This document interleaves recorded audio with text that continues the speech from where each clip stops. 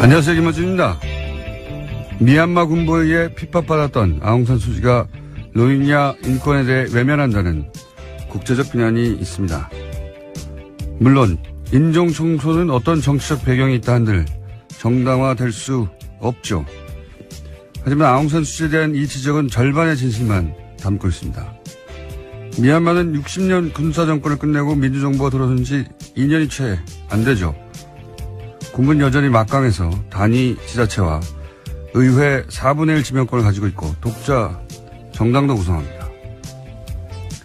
그런 군부가 호시탐탐 아웅산 수지의 정치적 실각을 노리고 130억의 소수민족이 복잡하게 얽혀있는 미얀마에서 이 로힝야 문제만은 압도적 여론으로 그들을 몰아내야 한다는 국내 여론이 있는 상황에서 게다가 선거를 앞두고 있는 아웅산 수지가 로힝야의 편에 무작정 선다는 것은 수많은 이들이 희생되며 60년을 싸운 끝에 쟁취한 미얀마 민주정부가 겨우 2년 만에 막을 내리고 군사정권으로 극악했던 그 시절로 되돌아가는 뇌관이 될 수도 있는 겁니다. 간단치가 않은 문제인 거죠.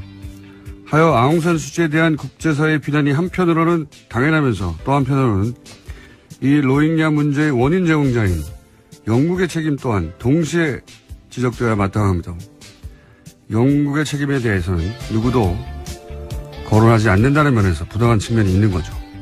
애초 영국이 이 지역에 식민지, 식량기지를 건설하며 이 갈등이 잉태된 거니까요. 서구의 시각만으로 국제 문제를 바라보는 관상은 이제 좀 벗어나야겠습니다. 김어준 생각이었습니다.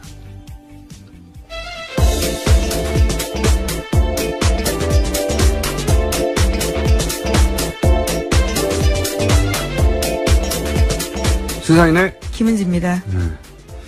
로힝야 문제에 대해서는 사실 로힝자라고 현재에서는 합니다만 뉴스는 많은데 대부분 그 뉴스가 기본적으로 서구 언론들이거든요.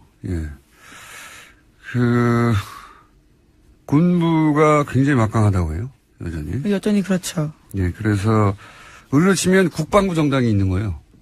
그리고 그 국방부 정당에서 도지사, 예를 들면 4분의 1, 그리고 국회의원, 우리로 치면 75명, 80명 가까이를 그냥 지명할 수가 있어요. 막강한 거죠. 병영국가죠, 실제로 여전히. 근데 이제 호시탐탐 아웅산 수치를 노리고 있는데, 이 로힝자 문제에 관해서는, 소수민족이 굉장히 복잡하고, 이 소수민족들 중에 여전히 미얀마 군부하고, 싸우고 있는 그런 소수민족 많거든요. 근데 그런 소수민족 전체가 다 이 문제에 있어서만 일치단결이라고 해요.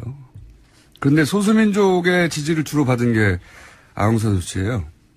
그런 상황에서 이제 공개적으로 로힝야족을 용인하는 정책을 펴는 순간 그걸 원하고 있다고 해요. 또 군부는 아웅산 수치가 그 정치적 선택을 하기를.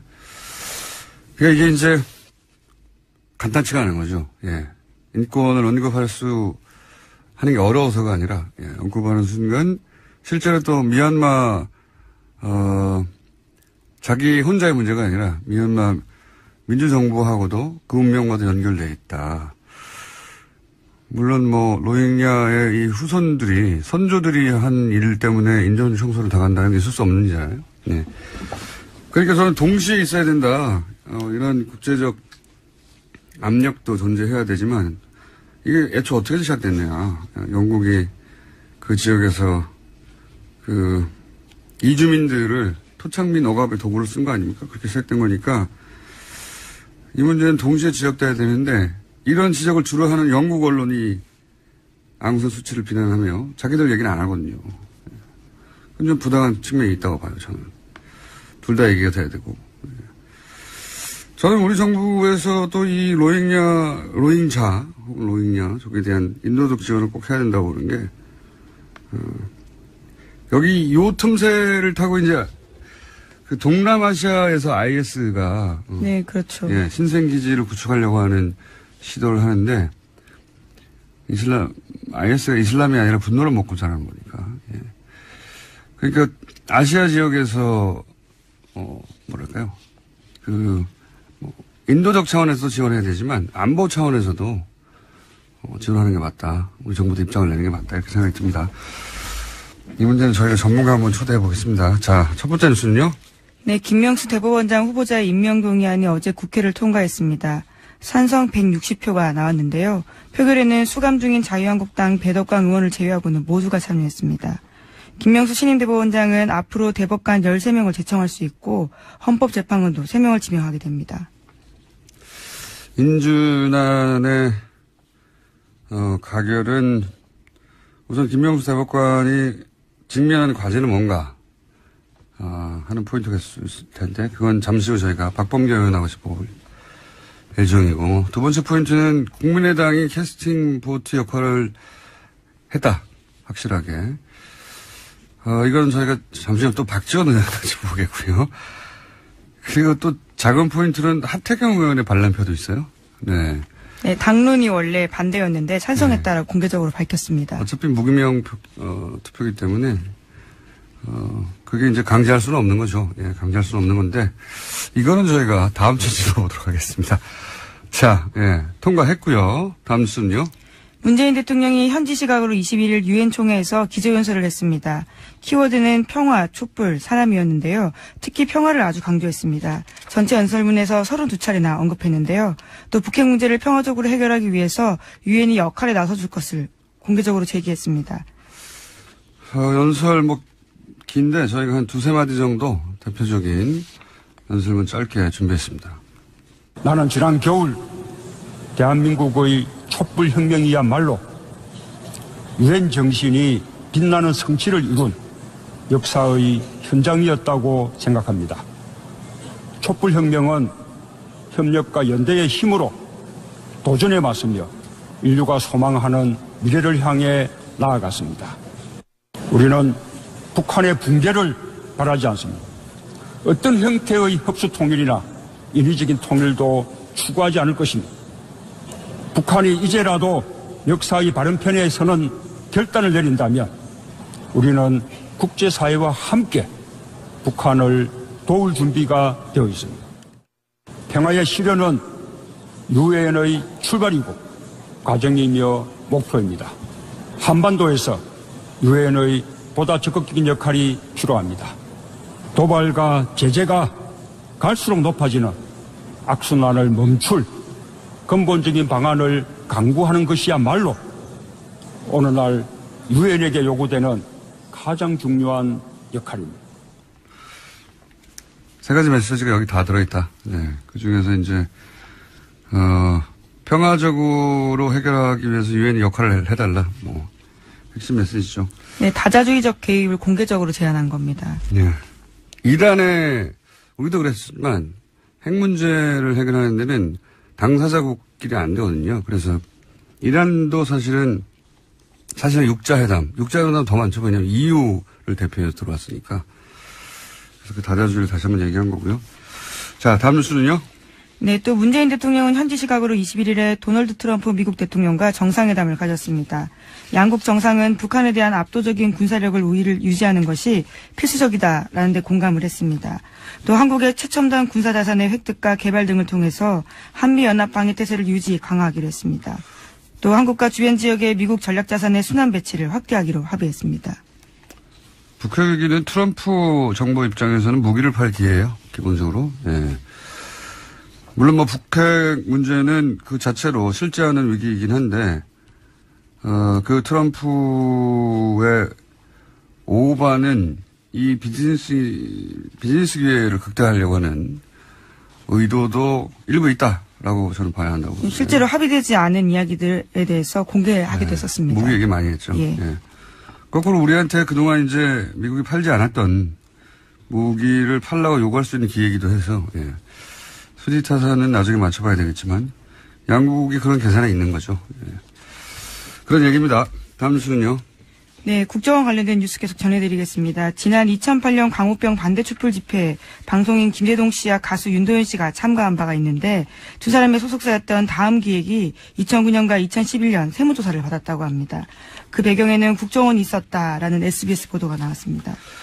안홍원 총장이 항상 얘기하는 정치적 세무조사, 구체적 사례. 표적 조사한 거죠. 예, 구체적 사례인 건데,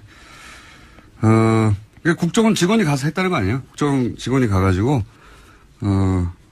국세청 조사국장을 만나서 네. 조사를 해달라라고 요구했다라는 겁니다. 그와 관련된 보고서가 이번에 나온 거고요.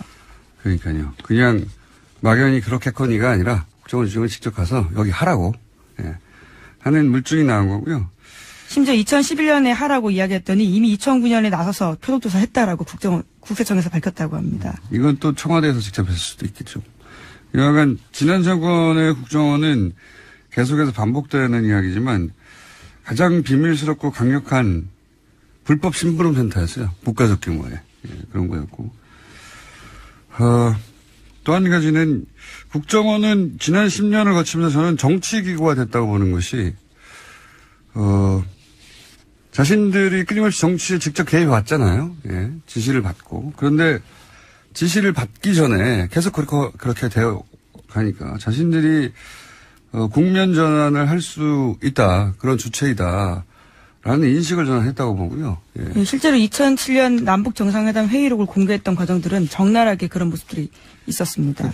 정치기구가 실제 했다고 봅니다. 그러니까 이게 항상 누군 청와대의 지시를 받아서 수족만 한 게 아니라 10년 동안 그렇게 반복되면서 스스로 그런 정치적 판단을 하고 정치기구화하고 한 측면이 있다. 철저히 이 부분은 해체돼야 된다고 보고, 그런 측면에서 제가 예언 하나 해보자면, 예, 간만에 예언 하나 해봅니다. 남경필 지사의 아들 문제 있지 않습니까? 예. 이것이 무슨 국정과 관련이 있냐, 이렇게 말하려는 게 아닙니다, 일단은. 네, 현재 마약건으로 수감되어 있습니다. 네. 그런데 전 이 사건을 보면서 무슨 생각을 했냐면, 지난 10년간의 패턴으로 보자면, 정치권, 혹은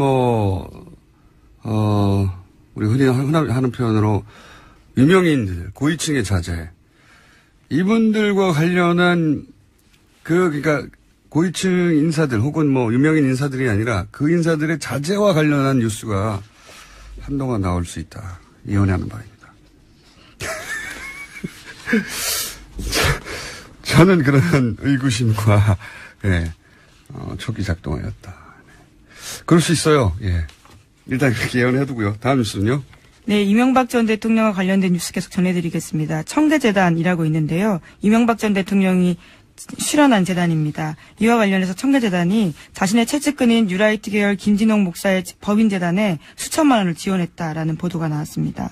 CBS가 입수한 자료에 따른 건데요. 청계재단 운영과 사업 현황이란 자료를 보면 청계재단은 2015년과 2016년에 재단법인 두레문화마을에 각각 3천만 원씩 지원했다고 합니다.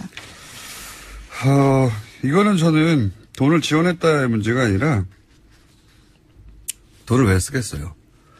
돈을 쓴다는 것은 영향력을 유지하려고 하는 것이고, 게다가 여기 두레마을의 상임이사 사무장 같은 경우에는 댓글 공작하던 사이버 팀의 일원이었습니다. 일원이었거든요. 예. 예. 저는 우선은 국정원과의 커넥션, 이명박 전 대통령과 혹은 청계재단과 국정원과의 커넥션. 또 하나는 이명박 전 대통령이 이게 지금 작년까지 있었던 일이거든요. 예, 작년.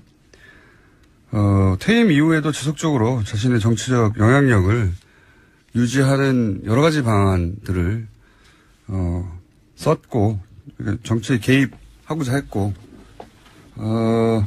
그런 정황의 일부, 극히 일부로 저는 보여집니다. 네.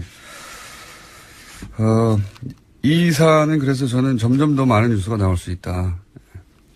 네, 이명박 전 대통령이 그런 얘기 다 했지 않습니까? 차기 정권은 했다고 알려져 있죠. 예. 본인이 확인해 준 바가 없기 때문에. 다음 정권은 내가 만들겠다, 이런 이야기. 거기하고 연결되어 있는 끄트머리 뉴스 일부가 나왔다. 저는 이렇게 보여지고, 이 문제는, 역시 잠시 후에, 오늘은 뉴스와 관련된 인터뷰가 많습니다. 인터뷰가 있습니다. 3부에서. 자, 오늘 여기까지 하죠. 저희가, 오늘 인터뷰 연속으로 많이 했습니다. 네. 그럼 시사인의 김은지였습니다. 감사합니다. 네. 바로 이어가겠습니다. 김명수 대법원장 후보자가 아니라 이제는 이제 대법원장입니다. 인준안이 가결됐습니다. 앞으로 김명수 대법원장이 풀어야 할 과제도 어떤 것이 있는지 더불어민주당 박범계 의원 전화 연결해 보겠습니다. 안녕하세요. 네, 반갑습니다. 이 가결, 예. 김명수 대법원장 체제 출범, 어떻게 보십니까? 일단, 임명동의안이, 네. 참, 천신만 곳 끝에, 그래도 비교적, 저희들 한 153표, 뭐, 이 정도 예상했었는데, 생각보다 160표까지 나왔으니까, 참으로 다행스럽고요. 사법부 수장의 공백을, 하루라도, 있어서는 안 되는데, 통과가 됐습니다. 전체적으로 사법부 개혁에 대한 우리 국민 모두의 염원이 이제 실현될 수 있는 그러한 계기가 되었다. 참으로 다행스럽다. 그리고 큰 기대를 갖고 있다. 이런 말씀을 좀 드리겠습니다. 그 큰 기대가 이제 결국은 여러 가지 산적한 사법 개혁 과제를 잘 수행할 적임자다라고 해서 이제 기대를 갖고 계실 것 같은데 어떤 과제가 있습니까? 짚어주시자면. 기본적으로 이제 김명수 대법원장은 그동안 법원 행정처라는 말 그대로 사법부를 사실상 장악했다 그럴까 좌지우지했던 그런 조직의 출신이 아닙니다. 예. 야전에서 말 그대로 뭐 법관에게 야전이라는 표현하는 게 좀 어울리지 않는데요. 30년 동안 묵묵히 이 재판만 해왔고 춘천지방법원장으로서 말 그대로 진짜 이번에 일부 야당 의원들의 그 비유들을 보면 무슨 원스타가 총리가 되는 것 같다. 춘천 경찰서장이 경찰청장이 되는 것과 같다는 이런 비유가 있을 정도로 그런 비아냥을 들었습니다. 반대로 그것은 사법부 전체를 일신하고 말 그대로 소수자 보호 그리고 힘없는 어떤 사회적 약자 보호에 대한 그런 사법부 판결의 분위기를 일신할 수 있는 계기가 되었다. 이렇게 말씀드릴 수 있겠습니다. 법원 행정처 개혁은 왜 중요합니까? 법원 행정처는 필요한 조직입니다. 그러니까 전체적으로 3천여 명의 판사들 그리고 참 많은 어떤 그 구성원을 갖고 있는 사법부에서 여러 가지 행정적인 측면에 일사불란함 그리고 상당한 효율성을 가질 필요가 있기 때문에 네. 법원행정처가 필요한 그런 조직이긴 한데요. 예. 법원행정처가 그동안 많은 오명을 갖고 있죠. 그러니까 특히 양승태 현 대법원장 체제에서 사법부 판결 내부로부터의 독립을 좀 간섭을 한 거 아니냐, 재판에 관여한 거 아니냐라는 그러한 오해를 받아왔습니다. 그런 측면에서 단순한 사법행정의 지원 조직이 아니고 어떤 법관의 재판에 관여하고 간섭하는 거 아니냐는 그런 오해가 있었기 때문에 그런 측면에서 개혁이 필요하다 이런 말씀을 드리겠습니다. 알겠습니다. 또 한 가지는 이제 판사 블랙리스트 문제가 크게 불거졌었는데 이 대법원장 인준 전후로 하여서는 잠잠했습니다. 이 문제는 다시 짚어봐야 될 문제가 되겠죠? 지금 이제 전국 법관 회의에서 예. 판사 블랙리스트 문제를 공식적으로 제기를 했고 김명수 이제 신임 대법원장이 인사청문회에서 그 문제를 다시 살펴보겠다고 했습니다. 그런 측면에서 어찌됐든 절차적으로 이 문제에 대한 충분한 규명이 저는 있어야 된다고 보고 있습니다. 이게 뭐랄까요? 법적 처벌까지도 갈 수 있는 사안이라고 보십니까? 만약에 실제로 누군가가 판사들의 성향을 기록한 블랙리스트를 만들어서 활용했었다면? 박근혜 정부의 블랙리스트와 관련해서 지금 1심 판결이 났죠. 네. 실제로 실형이 나왔고 김기춘 전 비서실장이 실형이 나왔습니다. 같은 그 선상에서 보면 되겠습니다. 만약에 알겠습니다. 진상규명이 문제인데요. 만약에 예. 그게 사실이라면 그것은 형사적인 사법처리의 대상이 되겠습니다. 알겠습니다. 그리고 전국 법관회의가 상설화돼야 된다는 얘기도 있던데 이건 왜 중요합니까? 지금 김명수 대법원장의 이제 전임이라 할 수 있는, 네. 양승태 대법원장조차도, 전국 법관의 상설화를, 수용하겠다고 얘기를 했습니다. 무슨 얘기인가 하니, 사법부는 개개의 판사들이, 네. 헌법과 법률에 따라 헌법과 법률 및 양심에 따라 독립하여 심판한다는 헌법 규정이 있습니다. 그것은 판사의 독립성, 사법부의 독립성을 강조한 건데요. 그런 측면에서 판사들이 또 외부로부터의 독립은 물론이지만 대법원장을 포함해서 상급 기관 또는 또 법원장으로부터의 독립, 내부로부터의 독립도 중요하기 때문에 그러한 것들이 보장이 되려면 개개의 평판사들의 어떤 전체적인 회의체, 그런 어떤 의지를 모아나가는 그러한 구심이 필요하다는 측면에서 법관회의가 의미가 있다고 보겠습니다. 그러니까 사법부의 그러니까 법원행정처의 개혁이나 전국 법관회의 상설화 모두 사법부의 독립을 위한 어떤 계획 조치군요. 그렇습니다. 네. 예, 맞습니다. 알겠습니다. 그리고 한 가지 더 여쭤보자면 대법관 수를 늘려야 한다는 이야기도 있는데 대법관 수를 왜 늘려야 되는 거죠? 지금 이제 14분의 대법관이 계시거든요. 예. 이제 법원 행정처장은 사법행정만 하기 때문에 대법원 판결에 관여하지 않습니다. 그래서 예. 14분의 대법관 중에 13분의 대법관만 이제 재판에 관여하는데요. 그러다 보니까 실제로 우리나라에서 여러 가지 현장에서 벌어지는 많은 일들이 다 법원으로 재판의 형태로 이제 들어오고 있지 않습니까? 예, 예. 그런데 가장 대표적으로 우리나라의 사회 갈등 과제들, 그중에 노동사건과 관련된 그런 아주 첨예한 문제들이 많이 있었는데 대법관 수를 보다 늘려가지고 전문화해야 된다는 그런 요구가 있습니다. 사회 갈등 과제를 법원이 제대로 다루기 위해서는 현재의 13분의 대법관의 그런 구조로는 충분하지 않다. 특히 대법원의 지형이 그동안 참여정부 때를 그나마 그때는 이제 독수리 오영제라고 그래가지고 네. 5분의 진보적인 대법관이 계셨는데 현재의 김명수 대법원장이 되시더라도 전체적으로 대법관이 고수화돼 있다라는 그런 비판이 있고 기울어진 운동장이라는 그런 비판이 있기 때문에 대법관 수를 늘려서 보수 대 진보의 어떤 균형을 찾아야 된다.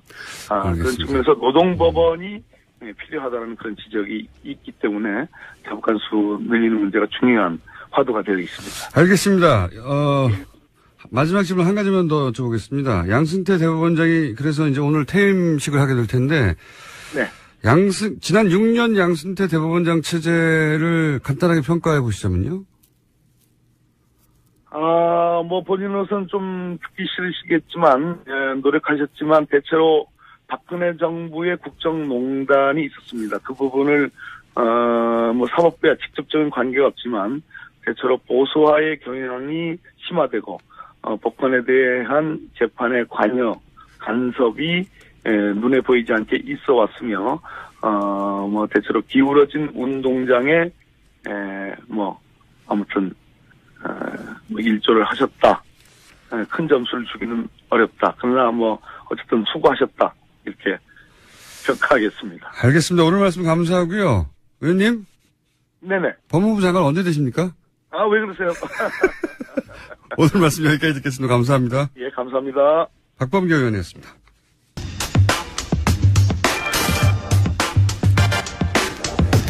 김명수 대법원장 인준안이 가결됐습니다. 캐스팅보트 역할을 한 국민의당 박지원 전 대표 연결해 보겠습니다. 안녕하세요, 대표님. 김명수 대법원장 가결된 것이 그렇게 기쁩니까? 대표님도 자기만은 투표 한 표도 하지 않으면서 말이지 마치 자기가 다 한 것처럼 아침부터 그렇게 소리 쳐요. 제가 다시 시작하겠습니다. 국민의당에서 김명수 대법원장 후보를 압도적으로 당선시켰습니다. 예. 이게 맞는 멘트입니다. 네, 알겠습니다. 대표님은 예초부터 인준 찬성 입장이셨죠? 예? 그렇습니다. 예. 그리고, 말씀하신 대로 캐스팅보트 힘을 보여줬고, 그 인준도 캐스팅보트의 힘을 보여준 게 아니고, 예. 리딩 파티, 알겠습니다. 선도 정당의 힘을 보여줬습니다. 알겠습니다. 그리고 그 결과도 가결이니까 이게 굉장히 만족스러운 결과죠? 네, 그렇습니다. 네. 그리고 이번 결과로 이제 국민의당의 선도 정당으로서 표현대로 하자면 대여 협상력도 더 강해졌다고 평가할 수 있겠습니다. 그렇죠? 그렇습니다. 네. 사실 문재인 대통령 집권 4개월 만에 예. 너무 협치를 말씀으로는 하면서 오만해졌습니다. 그리고 국민의당을 너무 천대하고 했는데 천대했죠. 이번에 예. 그러한 길이 잡힌 것은 굉장히 큰 의미가 있는 경사라고 생각합니다.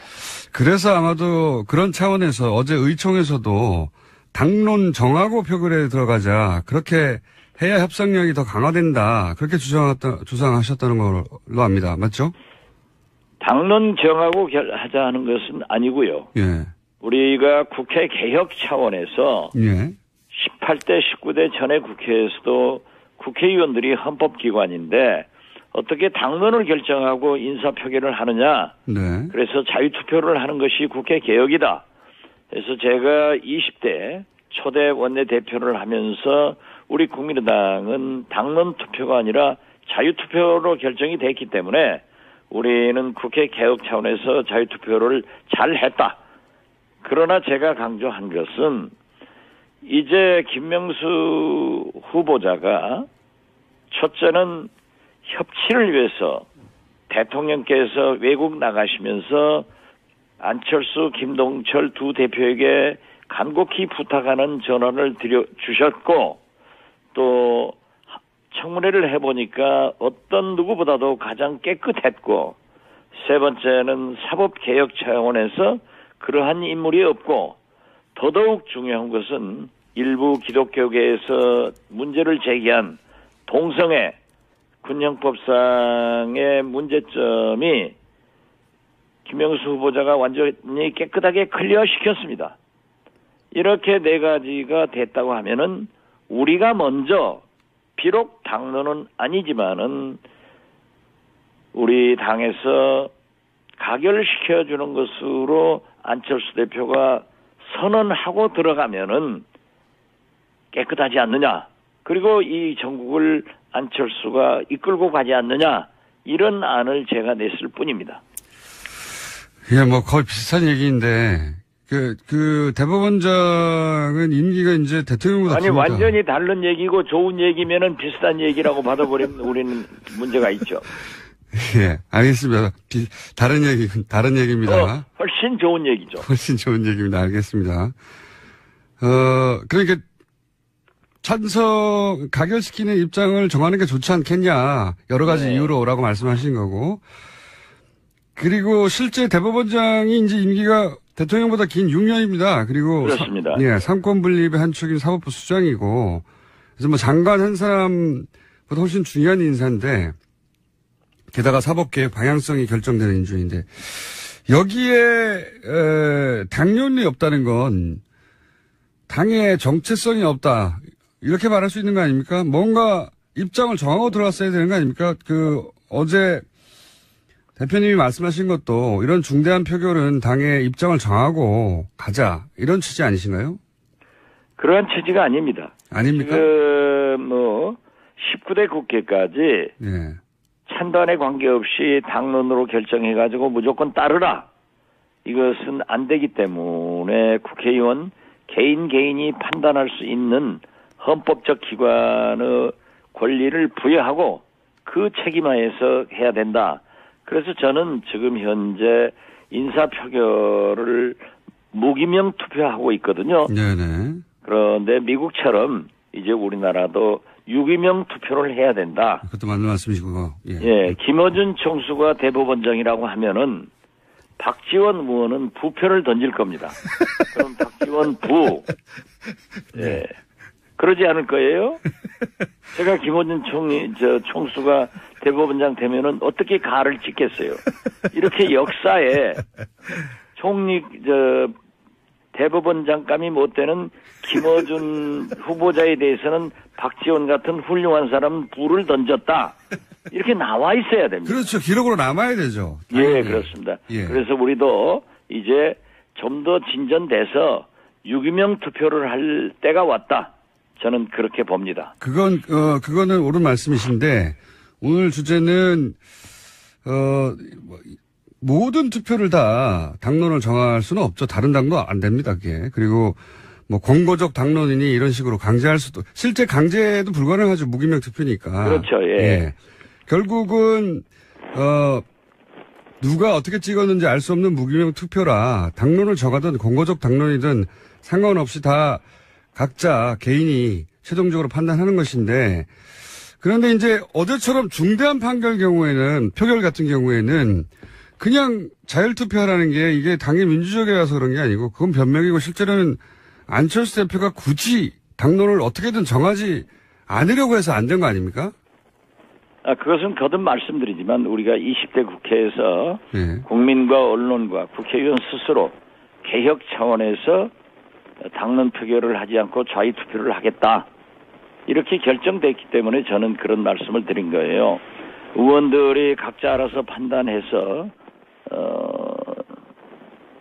자율투표를 하지만은 당대표인 나라서는 김명수 후보자가 우선 대통령께서 간곡히 부탁도 하고 협치를 하겠다고 하는 약속, 네네. 또 청문회 과정에 너무나 깨끗하신 분이라는 것, 또 최고의 개혁이 필요한 사법개혁을 가장 잘할 수 있는 분, 또 한 가지 문제가 되었던 기독교계에서의 동성연애, 동성혼, 학문교배 이런 것들을 완전히 하지 않겠다고 서면으로 냈다고 하면은 나는 당대표인 나 안철수는 찬성표를 찍었으면 좋겠다.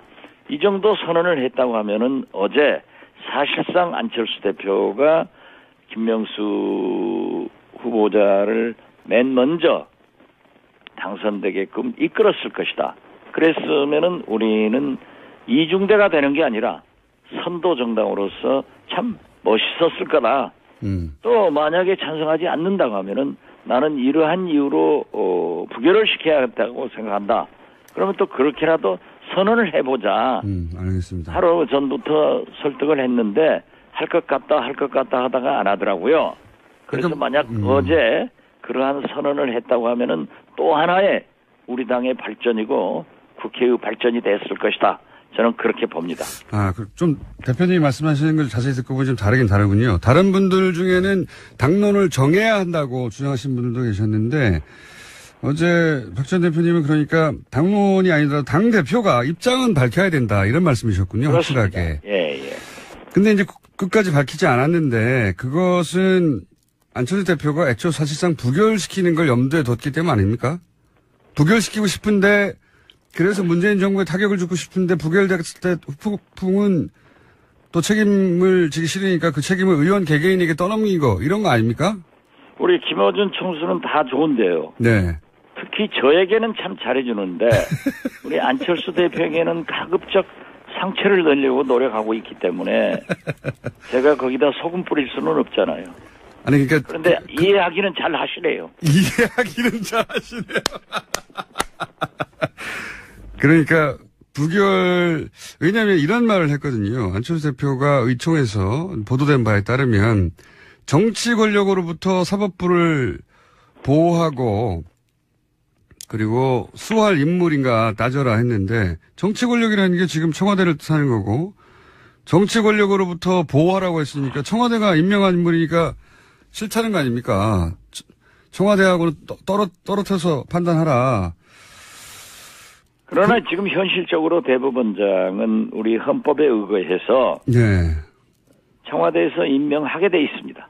그렇죠. 근데 제 말은 뭐냐면 초법적으로 예. 얘기할 수는 없는 거고 안철수 대표가 찬성을 했는지 반대를 했는지 그러한 것은 직접적으로 표시를 하지 않고 자기 측근 몇 사람들과 그런 얘기를 나누었다고 하니까 예. 저는 잘 모르는 일은 우리 김총수처럼 아는 척하고 말하지 않습니다.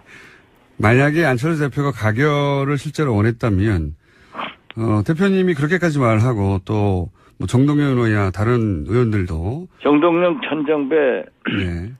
얘기를 했죠. 많은 분들이 당론을 정하자. 예. 당대표가 의견이 없는 게 어떻게 당대표냐.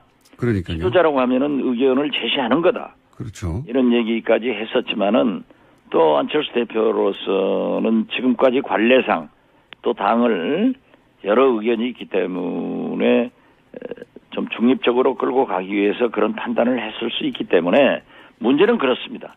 인준이 됐으면 된 걸로 끝나야지. 그 자꾸 그렇게 김총수처럼 뭘 좀 꼽아내서 안철수를 좀 어디 코너에 몰아볼까.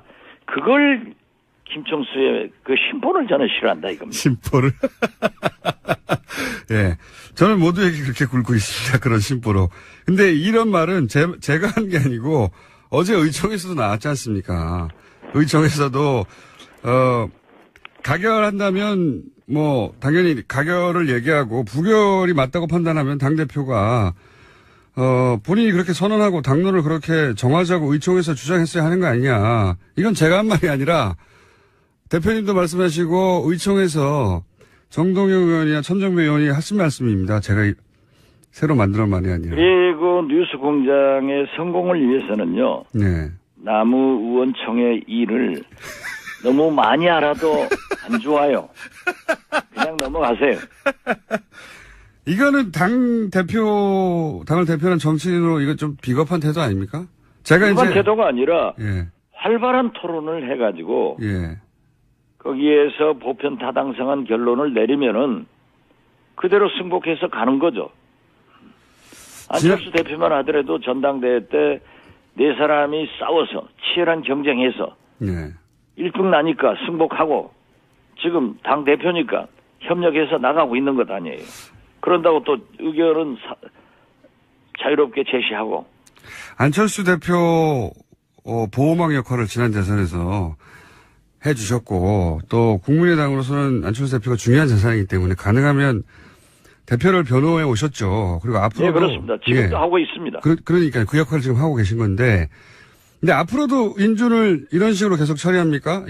그거는 지속적으로 이런 얘기를 들을 것 같은데 그게 국민의당에도 도움이 안 될 것 같은데요? 저는 늘 그렇게 하고 있습니다. 왜냐하면 당대표는 안철수 대표이기 때문에 저를 필두로 해서 천정배, 정동영 우리 중진들이 다 열심히 도와주고 있습니다. 그렇기 때문에 어떠한 정책이나 인사 이러한 결정에 대해서는 국민 속으로 들어가서 국민이 어떻게 생각하는가 또 언론에서도 어떻게 생각하는가를 캐치해서 당에서 논의해가지고 결정을 빨리 가져야 됩니다. 우리는 비교적 가벼운 당 아니겠어요? 40명밖에 없으니까. 그래서 그러한 논의를 해가지고 우리 국민의당은 김어준 총수가 총리로 적임자다. 이렇게 결론을 내리든지 김어준 총수는 도저히 총리 적임자가 아니기 때문에 TBS 라디오에서 뉴스공장 진행자도 부적격자다. 이렇게 내려가지고 제시를 하겠어요. 네, 앞으로 그러면은 선도 정당이 되는 거예요. 예, 그런데 그걸 안철수 대표가 안 하시는 거 아닙니까? 그렇게 얘기해도. 제가 자꾸 물어보는 거예요. 지금까지 저와 함께 할 때는 해왔는데, 예. 이번 한 두세 차례 그렇게 안 되니까, 예. 우리가 나중에 결정하니까 민주당 편을 들어주면 민주당 이중대, 한국당 편을 들어주면 한국당 이중대. 이래서 존재감을 상실했는데, 앞으로는 이렇게 선도 정당으로서의 역할을 해 나가는데 예. 총력을 경주하겠습니다. 그러니까 그러시자면 이쯤 오늘 인터뷰도 사실은 이제 안철수 대표의 몽환 태도로 하는 피해를 최소화시켜 보려고 직접 나서신 거지 않습니까? 그러니까 이 정도에서는 공개적으로 안철수 대표에게 한마디 하실 타이밍이 아니냐 이런. 오늘 인터뷰는 제가 원한 게 아니고 네. 우리 김총수께서 뉴스공장에 나와가지고 안철수 잘못한 것을 좀 얘기해봐라 이런 의도로 요청을 했지만 제가 아무리 생각을 해봐도 안철수 잘못한 것이 겨우 그거예요. 예, 알겠습니다. 그럼 앞으로도 그러면 계속해서 헌재소장이나 감사원장 인준도 당론 없이 모호한 태도로 자유를 맡긴다 이렇게 가는 건 아니죠? 모호한 태도가 아닙니다. 예. 자율 투표로 맡기지만은 그 토론의 결과를 가지고 당 대표가 의사를 표시하는 그러한 맨 먼저 네. 표시하는 방법으로 나가게 될 겁니다. 알겠습니다. 솔직히 말씀드려서요. 예. 지금 저는 바른정당과 예. 자유한국당의 운명이 그렇게 길지 않다고 생각합니다. 그런 어떤 의미십니까? 두 당이 합쳐질 수도 있다? 예, 합쳐질 수 있어요. 그렇죠. 예. 예. 최근에 흐름이. 홍준표 한국정당, 자유한국당 예. 대표가 대통령 선거 때는 예. 그분이 보통 분이 아니에요. 네. 박근혜를 하늘처럼 모시면서 선거운동을 했단 말이에요. 낙선하고 나서는 박근혜의 한계를 보고 또 사법부의 진행 상황을 보고 이제 10월 달에 선고를 하면은 친박 두목인 서청원, 최경환 이 두 사람을 출당시켜서 박근혜와 선을 그어주겠다라고 하는 것은 한국당에서 나간 바른정당의 일부 인사들이 다시 돌아오게끔 만들고 있거든요. 흡수통합하겠다는 것 같습니다. 그렇습니다. 그럴 가능성이 꽤 보이죠? 그런 조건으로 예. 서청원, 최경환 이 두 분을 출당 조치하겠다. 박근혜와 함께. 그런데 자유한국당의 서청원, 최경환 의원과 가까운 분들이 있어요. 그러면 그분들이 함께 나갈 수 있느냐? 저는 못 나간다고 봅니다. 그리고 이 바른정당에서도 자강파와 네. 통합파가 있거든요. 네네. 그 통합파는 자유한국당하고 들어오고 자강파는 소수정당으로 전락하는 거예요. 원내교섭단체가 안 돼요. 그런 가능성이 굉장히 높아지고 있다. 이렇게 보시는군요. 저는 필연적으로 온다고 봅니다. 알겠습니다. 한 가지만 여쭤보겠습니다. 안철수 대표 얘기 한 가지 더 여쭤보기 전에 넘어가서 최근에 이제 전국 돌면서 민심 투어하고 계신데 지역 홀대론 얘기가 자꾸 나와서요. 호남은 물론 가는 곳마다 호남에선 호남홀대, 대구에선 대구가 버림받았다, 충북에 가서는 충북소외. 이 지역 홀대론을 보면 안철수 대표의 대선 아직도 끝나지 않은 것 같은 느낌을 받는데 이게 국민의당에 도움이 됩니까? 도움이 됩니다. 어떻게 도움이 됩니까? 왜냐하면요. 네. 예를 들면은 KTX 호남선을 타시면은 예. 정읍에서 광주 송정역까지 예. 50km입니다. 제대로 된 KTX니까 17분이 걸려요. 예. 그러나 송정역에서 목포역까지는 공사가 안 되고 옛날 기찻길로 다니니까 예. 40분이 걸립니다. 그러기 위해서 거기까지 KTX화 하기 위해서 3천억 예산을 신청했는데 154억이 나왔습니다. 네네. 이게 홀대 아닙니까? 자. 아울러서. 예. 제가 드리고 싶은 말씀은 이겁니다. 대구 지역은요. 예. 세 곳이 누구도 신청하지 않은 SOC 예산이 3,053억이 나왔습니다. 이게 귀신이 갖다 놓은 거예요. 대표님. 호남의 때문에 SOC 예산이 삭감됐다. 여기까지는 할 수 있는 말이고, 그것도. 말씀 들어보세요. 예, 민주당에서 전체적으로. 그러니까 제 말씀 들어보세요. 예, 일단 말씀하십시오. 민주당은. 예. 아니다. 예. 전국 어디도 다 똑같다. 예. 그러면은, 삼성에서 1,500억 빼는 것이 영향이 있겠습니까? 호남에 있는 구멍가게에서 1,500억 빼면 영향이 있겠습니까? 호남은 특히 SOC가 부실하기 때문에 더더욱 큰 피해를 받는다. 예. 더 필요한 것은 호남과 충북, 경북 여기에는 농업입니다. 농업 예산이 작년 때보다도 0.04% 줄었습니다. 대표님. 그리고 시간이 다 돼가지고요. 산업 예산이 줄었습니다. 알겠습니다. 예산 줄었다는 얘기는 알겠고요. 제가 드리고 싶은 거는 민주당에서는 전체적으로 복지 예산을 높이는 정책 방향 때문에 그런 거다. 이렇게 얘기하는데 그 사실관계는 여당과 싸우시고 제가 질문을 드리고 싶은 건 뭐냐면 지역마다 이렇게 홀대론을 얘기하는데 이게 정부의 반감을 이런 식으로 이제 지역적으로 전체로 만들어내려고 하는 게 이 전략이 국민의당에 도움이 됩니까? 이런 질문입니다. 도움이 되건 안 되건이 문제가 아니라 예. 그 지역에 SOC가 없으면 그 지역은 영원히 낙후합니다. 그 전략이 도움이 안 되는 것 같아요. 지금 최근에 국민의당 지지를 보면. 그렇지 않습니다. 지금은 우리 야당의 지지도가 안 오르는 것은 문재인 대통령이 너무 잘하니까 나는 거예요. 여기까지 하겠습니다. 박지원 대표였습니다. 김어준의 뉴스공장. 어제 CBS 단독 보도로 MB 청계재단 뉴라이트 측근의 수천만 원 지원이라는 기사가 나왔죠. 이 문제 더불어민주당 적폐청산위 간사를 맡고 있는 진선미 의원 연결해서 잠깐 어떤 의미인지 짚어보겠습니다. 안녕하세요, 의원님. 네, 안녕하세요. 처음 불러주셨네요. 아, 그렇습니까? 네. 그런 것 같습니다. 적폐청산위원회에 계시니까 앞으로 자주 모시도록 하고, 이게 이제 무슨 내용인지 간단하게 좀 정리를 해 주십시오. 네. 지금 우리가 국정원 댓글 사건의 전모가 밝혀지고 있잖아요. 끊임없이. 그런데 국정원 내부에서뿐만이 아니라 외부에 있는 사람들까지 지금 동원했다는 거 아닙니까? 네. 네. 근데 그 중에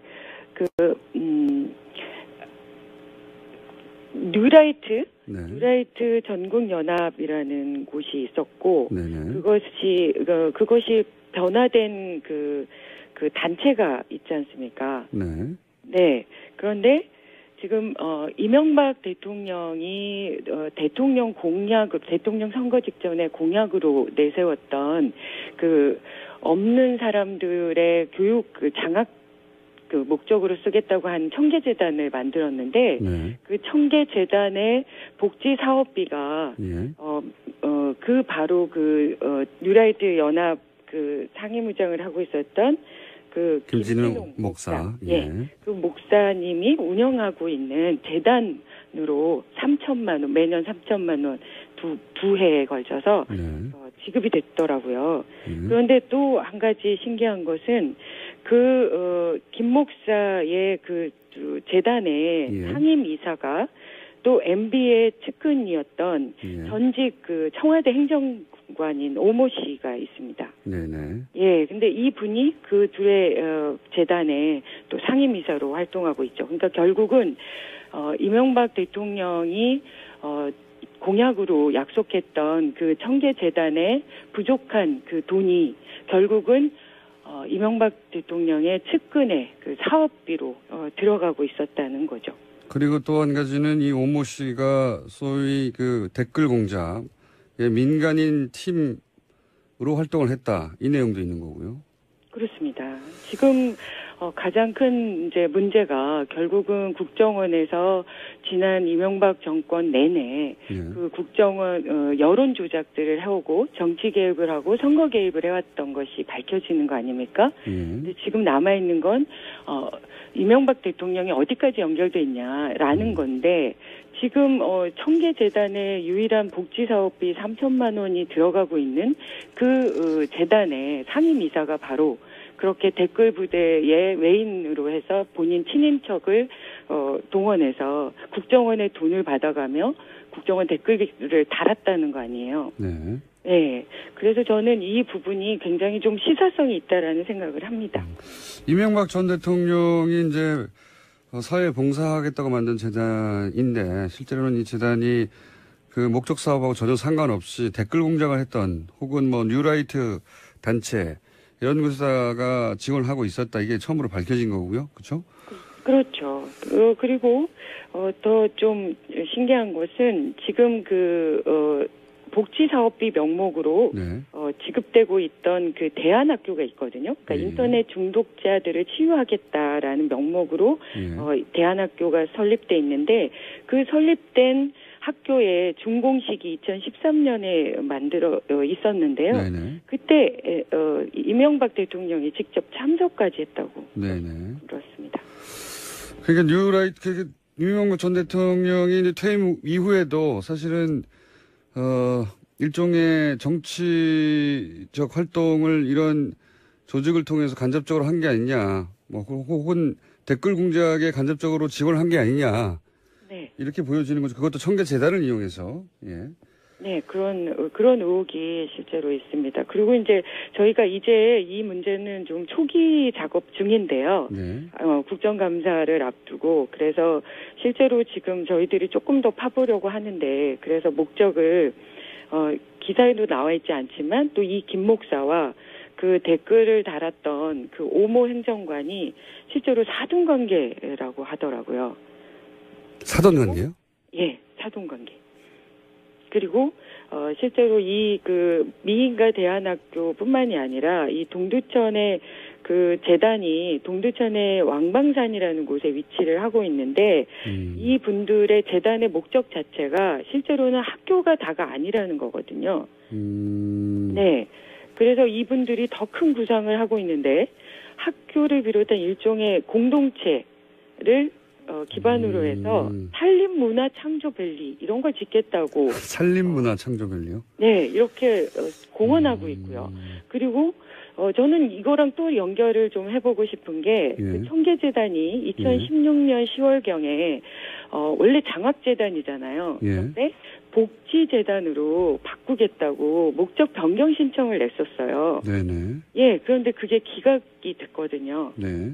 근데 그 상황이 실제로는 복지사업이라는 미명으로 유일하게 지금 지원하고 있는 게 바로 이 두레마을 재단 이쪽이거든요. 네. 그래서 뭔가 더 큰 뭐 배경이 있는 게 아닐까.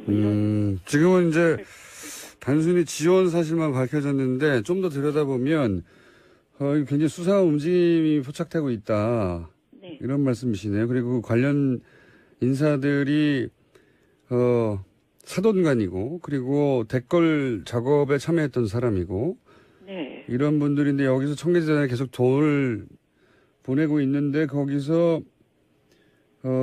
어떤 공동체를 만들어서 장기적으로 무슨 프로젝트를 구상한 게 아닌가 이런 의구심을 가지시는 거군요. 예. 예, 조금 의혹이 있습니다. 예, 이건 뭐 초기 단계에서 거기까지만 말씀하실 수 있는 것 같은데. 네, 네. 나중에 밝혀지면 제가 또 말씀드리도록 하겠습니다. 네, 거론하신 걸 보니 미심적인 구석들이 여기저기 있나 봅니다. 아직 방송에서 말씀하실 수 없는데. 네. 네.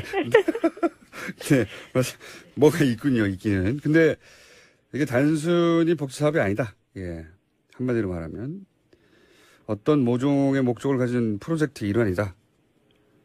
이렇게 보시는 것 같습니다. 그런 의혹을 가지고 지켜보고 있습니다. 왜냐하면 지금 이명박 대통령에 대한 그 고소가 계속 나오고 있잖아요. 네네. 그런데 계속 목적은 MB 대통령이 지시를 했느냐, 알고 있느냐 네. 이런 부분들이 있지 않습니까? 네. 그런데 이 사건으로 보더라도 실제로 이제 밝혀진 거에 따르면 청와대의 행정관이었던 사람이 국정원의 월급을 돈을 받아가며 댓글을 달았는데 네. 그 댓글을 달았던 사람을 여전히 청계재단에서 지원을 하고 있다는 거죠. 예.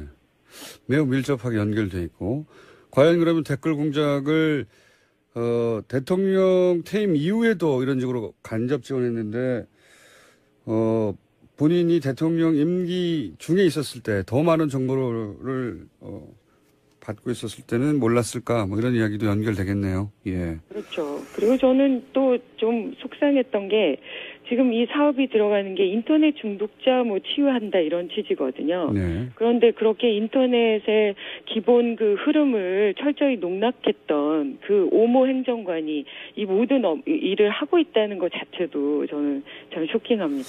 댓글을 쓰다가 스스로 중독돼 버린 거 아닐까요? 그래서 중독을 치유를 하겠다는 거잖아요. 본인이 치유를 받고 있으면 모르겠는데. 예. 아니 그러니까 그 치유 센터를 만들어서 본인도 이제 치유를 받고 이런 자가복지 프로그램 아닐까요? 자, 오늘 여기까지 하겠습니다. 그런데 이제 기사에 나오지 않은 사돈관계일 뿐만 아니라 뭔가 별도의 프로젝트가 진행 중인 것 같다. 이건 한번 조사해 봐야 되겠다. 이런 말씀으로 이해했습니다. 오늘 여기까지 드릴게요. 네, 고맙습니다. 네, 지금까지 적폐청산위원회 간사 진선미 의원이었습니다. 자, 바로 이어서 안하고 청장님 나오셨습니다. 요즘 점점점 출연 횟수가 늘어나고 있고, 예. 거론할 수 있는, 주제들이 점점점 늘어나고 있고, 본인의 전공 분야가 자꾸자꾸 뉴스로 나오고 있습니다. 지난 시간부터 저희가 표적 세무조사 얘기하려고 했는데 나오 계시군요. 안영구 선생님 안녕하십니까? 네, 안녕하십니까? 인사도 없이 왜냐면 좀 전부터 계속 앉아 계셔가지고 제가 소개했다고 착각하고 있었습니다. 표적 세무조사 네. 얘기를 지난주부터 했는데 마침 또 표적 세무조사 이야기가 불거지기 시작했어요. 예, 그렇습니다. 국정원들이 이제 연예인 블랙리스트 얘기가 나오고 곧이어서 이제 그 연예인들을 출연시키지 못하게 하려고 혹은 예. 활동하지 못하게 하려고 피해를 주려고 표적 세무조사를 요청했다는 국정원의 내부 문건이 나왔죠. 예, 그렇습니다. 지금 이제 공식적으로 이제 문건 자체가 나타난 것은 아마 처음인 것 같습니다. 이거는 기억을 아무리 거슬러 올라가 봐도 전례가 없는 것 같은데요? 문건 그렇습니다. 직접 나온 건? 직접 이제 그 내용이 밝혀진 것은 이번이 처음인 것 같은데요. 그러니까요. 그 당시에 그 조사국장이 그 내용이 안 그래도 광우병 파동 때 촛불 시위를 주동한 세력을 압박하는 차원에서 해당 소속사에 대한 지난 2009년 세무조사를 시행한 바 있다. 이런 내용의 문건이었죠. 이거는 국정원 직원이 가서 지금 압박 세무조사를 하라고 하니 이미 한 적이 있다라고 지금 예, 실토한 거 아닙니까? 그리고 또 11년도에 다시 또 예. 세무조사를 했죠. 2009년이면 노무현 전 대통령 그 노제가 예. 5월에 있었고 그렇습니다. 그때 김재동 씨가 사회를 봤어요. 예. 그리고 나서 국정원의 그 요청이 있기 전에 국세청 차원에서 이미 세무조사를 했다. 이거에 대한 실토죠. 그렇습니다. 예. 그때 이제 김재동 씨 소속사를 이제 그 당시 청와대 홍보수석이 예. 직접 그 김재동 소속사 대표에게 전화를 해서 예. 그 김재동을 자제시켜라 예. 했다고 하는 내용이죠. 김영준 대표. 예. 예. 자세히 물어봐야 되겠습니다. 제가 한번. 그러니까 전망으로 한 거죠. 청와대에서 대표한테는 자제시키라고 하고. 예. 그리고 세무조사를 또 시행하고. 국세청을 시켜서 이제 시행을 하고. 시행을 하고. 그러니까 둘 다 했겠죠. 청와대에서. 그렇습니다. 청와대에서 세무조사 해 하고 예. 또 대표한테도 얘기하고. 당시 그런데 김영준 대표한테 제가 들은 이야기인데. 예. 요건이 불거지기 전에, 불거지고 나서 본인은 당시 그게 그렇게 정치적 세무조사인지 알지도 못했다고. 예. 둔한 분입니다. 그 사실 국세청 그 정치적 세무조사에 대해서는 예. 본인들이나 그 내부에서 이야기가 나오기 전에는 지난 시간에 말씀하셨죠. 예. 당하는 사람도 모른다. 전혀 모릅니다. 국세청이 한다는데 뭐라고 합니까? 그냥 단순히 자기들은 그 기업이니까 예. 정상적인 세무조사를 받는 것으로 알고 있고 이상하다 이 정도만 아는 거죠. 그렇죠. 왜 이 타이밍에 올까? 하지만 거기에 대해서 항의할 수가 없어요. 그렇습니다. 국세청이 세무조사 한다는데 어떻게 항의를 합니까? 그렇습니다.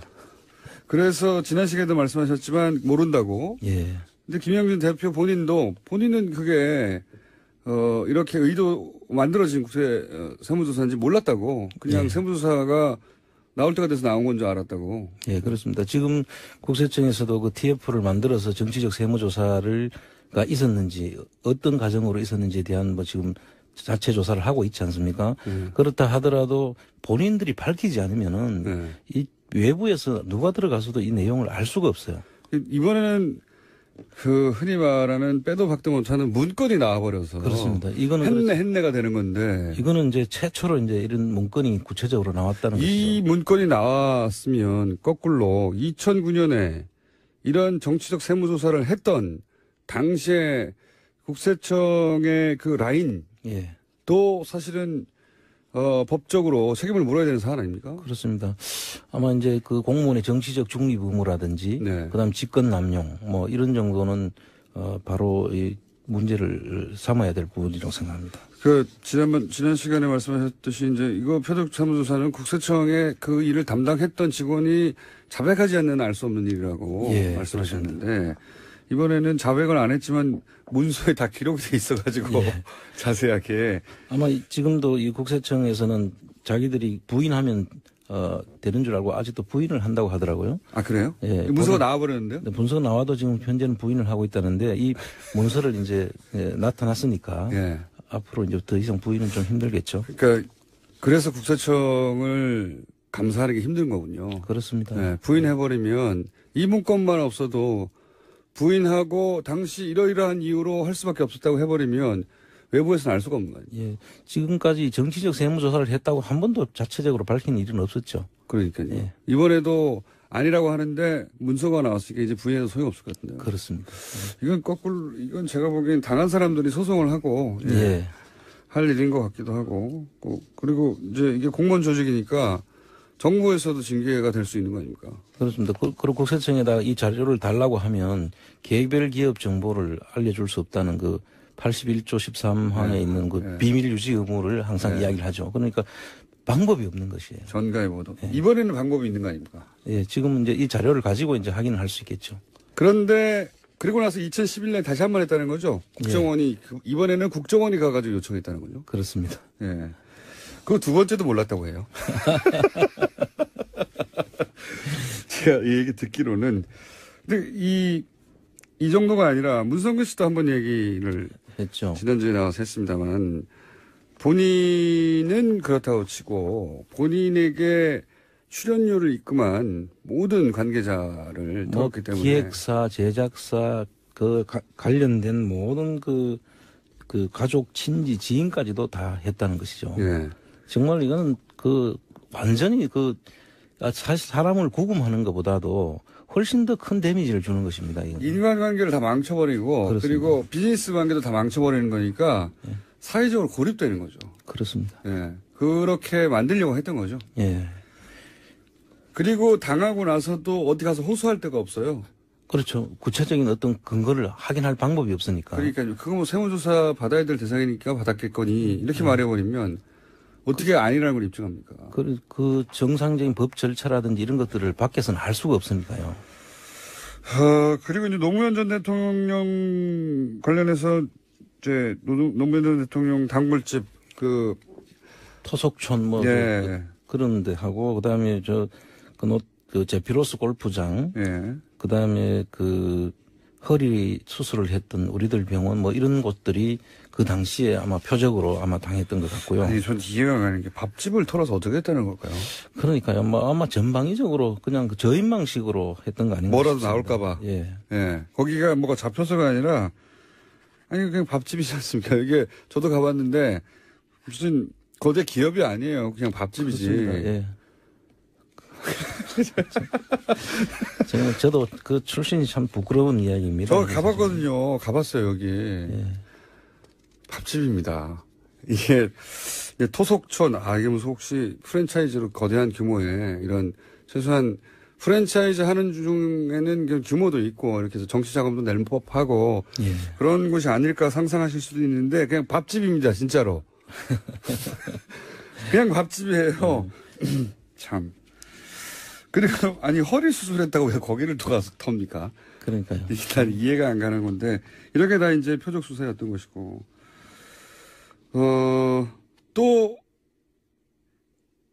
이명박 정부 시절에 드러난 건데 이런 표적 세무조사 드러난 건데 제가 잘 모르는 것도 있습니까? 지금 거론한 데가. 그렇죠. 저 당시에 민간인 사찰 그때 김종익 씨라고 KB 한마음 대표였던 분이 있지 않습니까? 아마 가물가물하실 건데. 잘 기억이 안 납니다. 그 당시에 민간인 사찰 문제를. 민간인 사찰 문서에 총리실 산하에서 나와가지고. 그렇죠.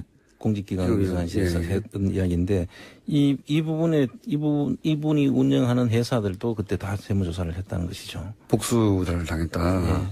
남경필 도지사 관련도 얘기가 나왔던 거죠. 그렇죠. 남경필 지사 부인이 하는 그때 보석상인가 하는 부인이 했다는 저도 지금 가물가물한데 그것도 아마 자기들하고 의견이 다르다고 해서 아마 압박을 주기 했었는데 본인도 몰랐다는 것이죠. 그때 본인이 다 모릅니다. 그 당시에 의원 시절이었던 걸로 알고 있는데 남경필 의원이 그 당시에 한 말씀이 자기도 이게 정치적 보복 수사인지도 모르고 당했다는 것이죠. 다들 그래요. 계속 말씀드리지만 저희도 세무조사 당한 적이 있는데 모릅니다. 당할 때는 우리가 국세청의 기준에 의하여 정상적인 주기 혹은 필요에 의하여 하겠거니 하지 국세청 오는데 이건 정치적 세무조사지 당신들 이렇게 말할 사람은 아무도 없어요.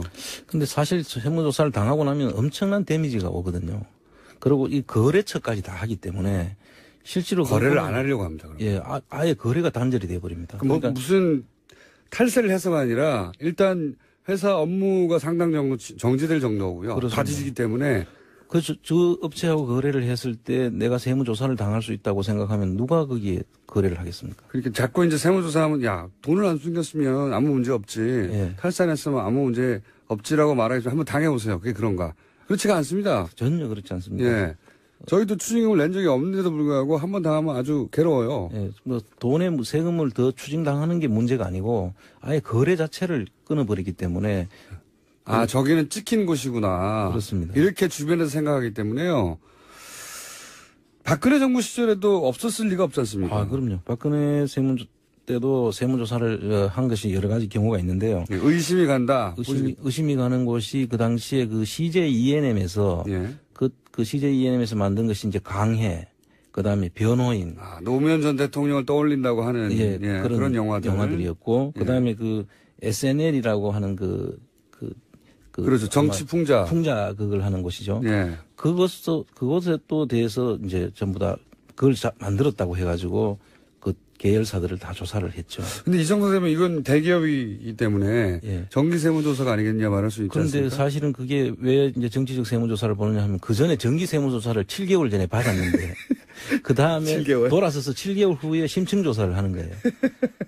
그러면 이 정상적인 경우에는 보통 한 번 조사를 하면은 한 5년 정도는 그냥 네. 지나가거든요. 7개월이요? 7개월 만에 다시 또 조사를 했다는 것이. 그거는 최순실 게이트 때 한참 등장했던 그 이미경 부회장 퇴진하라고 압박했던 그거 관련해서 그 맥을 통하고 있죠. 네, 이런 영화 만들고 뭐 어쩌고 이런 얘기도 등장했던 것 그래서 같고 뭐 부회장직에서 물러나라고 또 그때 경제수석이 또 직접 전화를 하고 뭐 그렇게 했다는 것이죠. 그것의 압박 수단으로 불과 정기세무조사 받고서 7개월 후에 또다시 심층은 더 자세히 들어보는 겁니다. 심층은 이제 아마 처음 들어보신 용어인데 옛날로 그 흔히 말하는 사찰 비슷한 겁니다. 기간도 느리고 심지어는 잘못하면은 범칙 조사로 해가지고 형사 고발도 하고 하는 아주 엄중한 조사죠. 죽으라고 하는 거군요. 그렇습니다.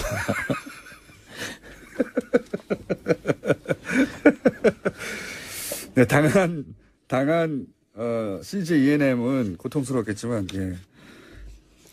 지금 지나고 나서 저희가 이제 얘기를 하다 보니 죽으라고 하는 예.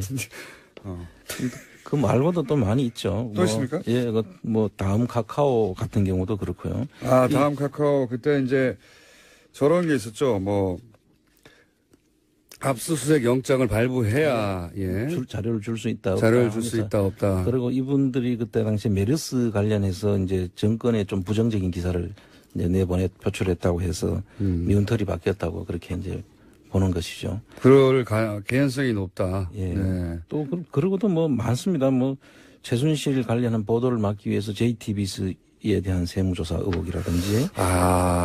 JTBC 세무조사가 그 당시 그 시점쯤에 있었습니다. 예, 그렇습니다. 그럴 법하네요. 예. 개연성이 있네요. 예. 그리고 이제 그 광고 회사의 포레카라고 포스코 그 자회사가 있었지 않습니까? 그거를 자기 특정인에게 팔라고 안 팔면은 세무조사 시키겠다고 협박까지 맞습니다. 남의 회사 뺏으려고 했던. 예. 자기들이 대기업 광고를 먹어야 하는데 대기업 광고를 먹으려면 이제 광고 회사가 있어야 되는데 신생 광고 회사로는 그럴 수 없을 것 같으니까 이제 포스코 계열의 광고 회사 포레카를 그렇습니다. 다른 컴투게더 회사가 인수하는 걸로 돼 있는데 그걸 내놓으라고. 아무런 근거 없이 내놓으라고. 강도죠, 강도. 예. 안 내놓으면 세무조사 하겠다. 이건 뭐 표적 세무조사 확실한. 그렇죠. 그리고 또 있습니다. 그 당시에 정유라하고 같이 승마협회 했던 그 승마 선수의 아버지가 하는 회사를 세무조사를 했다고 하더라고요. 직접 제가 들은 이야기입니다. 이 얘기는. 그러니까 승마협회 간부가 있는데 승마협회 승마 선수가 그때 정유라하고 이제 같은 그 1, 2등을 다투어서 오히려 1등이 됐는데도 정유라 때문에 이제 그 밀려난. 그래서 막 최순실 항의하고 막 하던 그런. 난리쳐서 결국. 그렇죠. 그 아버지가 하는 회사가 있는데. 1등한 선수의 아버지 회사? 그렇습니다. 그 회사를 세무조사를 시켰다는 것이죠. 그걸 하소연을 하더라고요, 저한테. 이건 진짜 이 사례 중에 가장 골 때리네요. 그렇습니다. 뭐 전방위적으로 다 이 관련된 회사들은 어떤 방식으로든지 다 했다는 것이죠. 근데 내용은 몰라요. 정치적인 의도 이렇게 뭐 연결할 수 있을지 모르겠지만 자기 딸하고 승마대회 나가서 1, 2등을 다투는 선수, 1등 선수의 아버지 회사를 국세청을 동원해서 턴다는 거는 이건 그 이제 검찰이나 이런 쪽에서 나서면은 드러나기라도 하지만 국세청을 아까 말씀하셨듯이 국세청을 통해서 세무조사를 시키면 이 세무조사는 사실 밖에서 정상적인 세무조사인지 정치적인 세무조사인지를 알 수가 없거든요. 알 수가 없죠. 그래서 이 방법을 쓰는 것 같습니다. 그러면 이 사례는 아직 많습니다. 많은데 저희가 또 시간이 거의 다 돼가네요. 이렇게 국세청은 그래서 정의로운가 라는 책을 쓰신 거죠. 국세청이 생각만큼 정의롭지 않은 짓을 많이 했다는 말씀 아닙니까? 사실 좀 제가 그 내용 속에 있는 것들은 이 국세청을 좀 제대로 알리면서 우리 국민들도 이 눈을 부릅뜨고 한번 지켜보도록 하고 그래야 제대로 된 행정을 할 수가 있죠. 국세청이야말로 실제 권력의 이런 도구가 오랜 세월 되어왔지만 한 번도 그걸로 단죄받지는 않았다. 검찰도 국정원도 이런 막강한 사정기관조차도 기본적으로 완전하지는 않더라도 법적 책임을 얻고 단죄받고 하는 과정이 있었는데 국세청은 항상 청정지역이었거든요. 그렇습니다. 그런 의미에서 이제 국세청장을 지내신 분으로서 국세청도 이제 개혁의 타이밍이다. 사실 뭐 오래전부터 그런 이야기는 있어 왔지만 한 번도 제대로 된 개혁이 없었죠. 그래서 이제 이번 기회에 스스로가 개혁하는 모습을 보여줘야 된다고 저는 생각을 합니다. 한 가지 사례만 더 얘기하고 오늘 여기까지 하고 다음 주는 저희가 매주 월요일 주진우 기자와 안 총장님의 임명박 프로젝트가 있는데 다음 주는 월요일이 아니고 나중에 알려드릴게요. 비밀입니다. 제가 말하려고 그랬더니 저희 PD가 극적 효과를 나중에 얘기하라고 지금 발버둥 치고 있는데 밖에서. 참 철썩거리네요. 나중에 알려드리고요. 월요일이 아니라는 것만 말씀드리고 질문이 뭐였냐면 그때 왜 최순실과 갈등이 그러니까 성형외과 그렇습니다. 성형외과 중에도 표적 세무조사로 의심되는 사례가 있지 않습니까? 그렇습니다. 그 당시에 성형외과를 최순실과 관련된 성형외과를 도와주라고 했는데 그거를 안 도와준 회사가 있죠. 그렇죠. 맞습니다. 생각났습니다. 그렇습니까? 또 많은 사안들이 있어서. 그래서 보면은 정말 버라이어티합니다. 방법들이. MB 시절하고 또 다른 차원이네요. 그렇습니다. MB 시절은 기본적으로 정치적인 세무조사였다면 최순실 박근혜 시대에는 최순실의 심기를 건드린다든가 최순실의 사익을 해친다든가 이권 개입형 이런 것들까지 다 있죠. 이권 개입 딸이 1등 딸의 경쟁 대사 아버지 국세청이 그 역할을 적극적으로 도와주는 수족의 역할을 했다는 거니까 지금 드러나는 사실로 보면 참 국세청이 부끄러운 낯이 다 보이는 거죠. 자기들이 직접 나서서 할 일은 아닌데. 알겠습니다. 국세청도 자유롭지 못하다. 그 얘기 앞으로도 당분간 이어가겠습니다. 오늘 여기까지 하겠습니다. 은닉재산 프로파일러인데 갑자기 최근에 국세청 개혁전도사 안원구 전 대구지방국세청장이었습니다. 감사합니다. 감사합니다.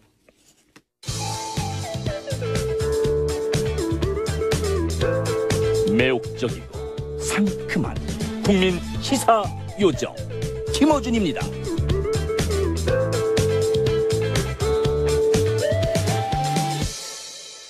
불친절한 AS. 안원구 청장님 본인 이야기라 얘기를 안 꺼내셨는데 제가 알기로는 안원구 청장의 사모님도 세무조사를 당했죠. 본인도 피해 당사자입니다. 전직 청장인데 자, 안원구 쇼미더머니 점점 문자들이 많이 옵니다. 너무 재밌어요. 너무 재밌진 않지 않습니까? 과거보다 더 재밌어졌다지. 자, 그리고 이제 다음 주 화요일, 방송일 기준으로는, 월요일 방송 한 번 남고, 그 다음에 공개 방송입니다. 아침 7시 5분 꼭두 새벽 라이브. 연차를 내고 오신다고. 연차를 냈으니 자리를 미리 마련해달라고. 안 됩니다. 연차를 내셨으니 미리 와 계시고요. 예. 양지열 변호사와 공장장이 전생의 부부였다면 박지원 의원과는 아마도 고부간이 아니었을까. 애증의 관계가 아닌가. 예. 이런 이야기. 그리고 저희 제작진이 공개 방송에서 음식을 준비했답니다. 육류일까요? 아닐까요? 음식을 준비했대요. 예, 몰랐는데 저도. 그래서 오시는 분들은 다 예, 음식을 드시고 가실 수 있다. 1주년 기념. 예, TBS에서 돈 좀 썼습니다. 뷔페죠, 뷔페. 예, 예. 뷔페는 아니군요. 뷔페는 여러 음식이어야 하는데 음식의 종류가 많지는 않은 걸로. 예. 하지만 든든해질 것이라고. 예. 정확하게는 육류일 수 있다는 가능성까지는 제가 얘기하겠습니다. 뭔지는 월요일날 공개하는 것으로 하고. 예. 요즘 이렇게 뭐랄까요 악플이 사실은 이게 악플 AS였는데 악플이 너무 안 와요. 악플 좀 보내주세요. 예, 여기까지 하겠습니다.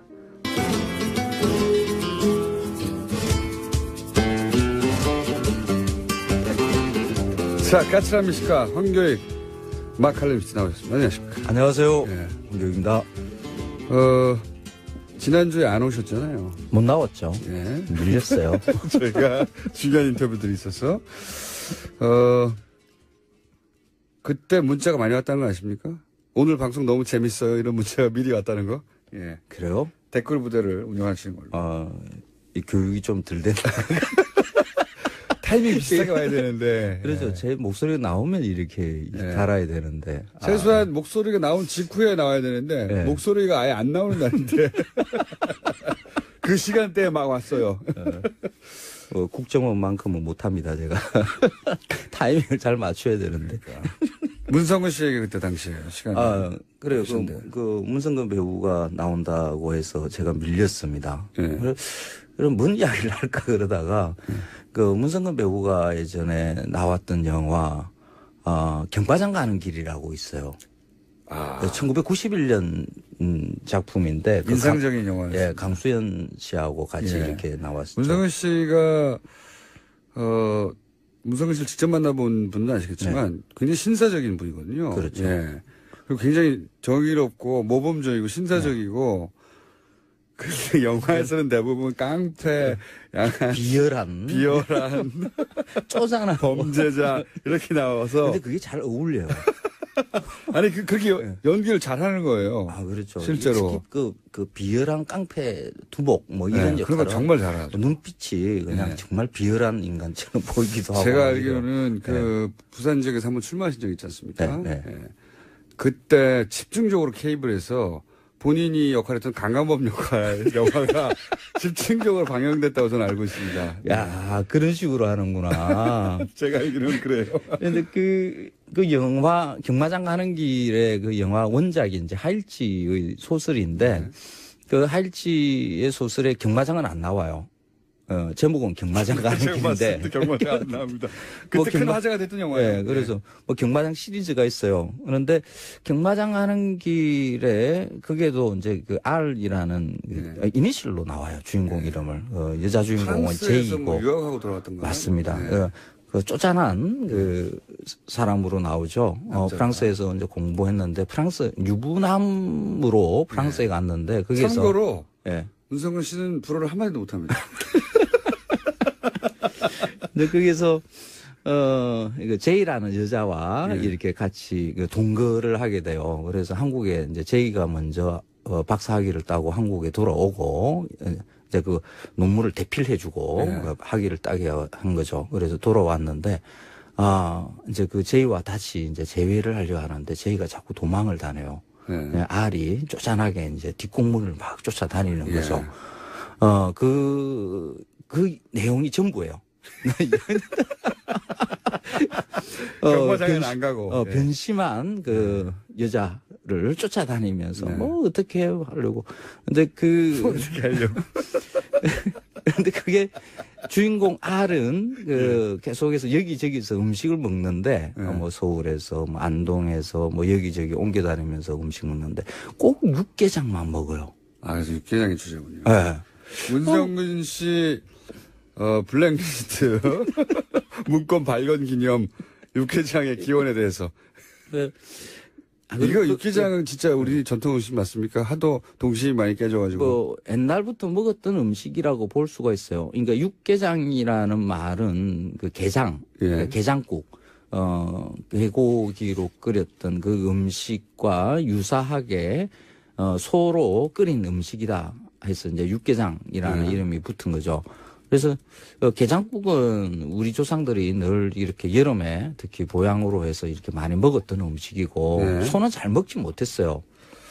소를 그 논밭의 일꾼으로 이렇게 써야 되니까 그래서 아주 어쩌다가 이렇게 육개장을 먹었을 거예요. 제가 그 왜 전통 음식이냐고 여쭤보냐면 저도 당연히 전통 음식이라고 생각하고 살았는데 제가 이제 90년대 초반에 배낭여행을 헝가리로 갔다가 거기에 굴라시라고 하는 전통 숲이 있어요. 뭐 육개장 똑같아요. 뭐 소고기에다가 똑같아요 거의 진짜.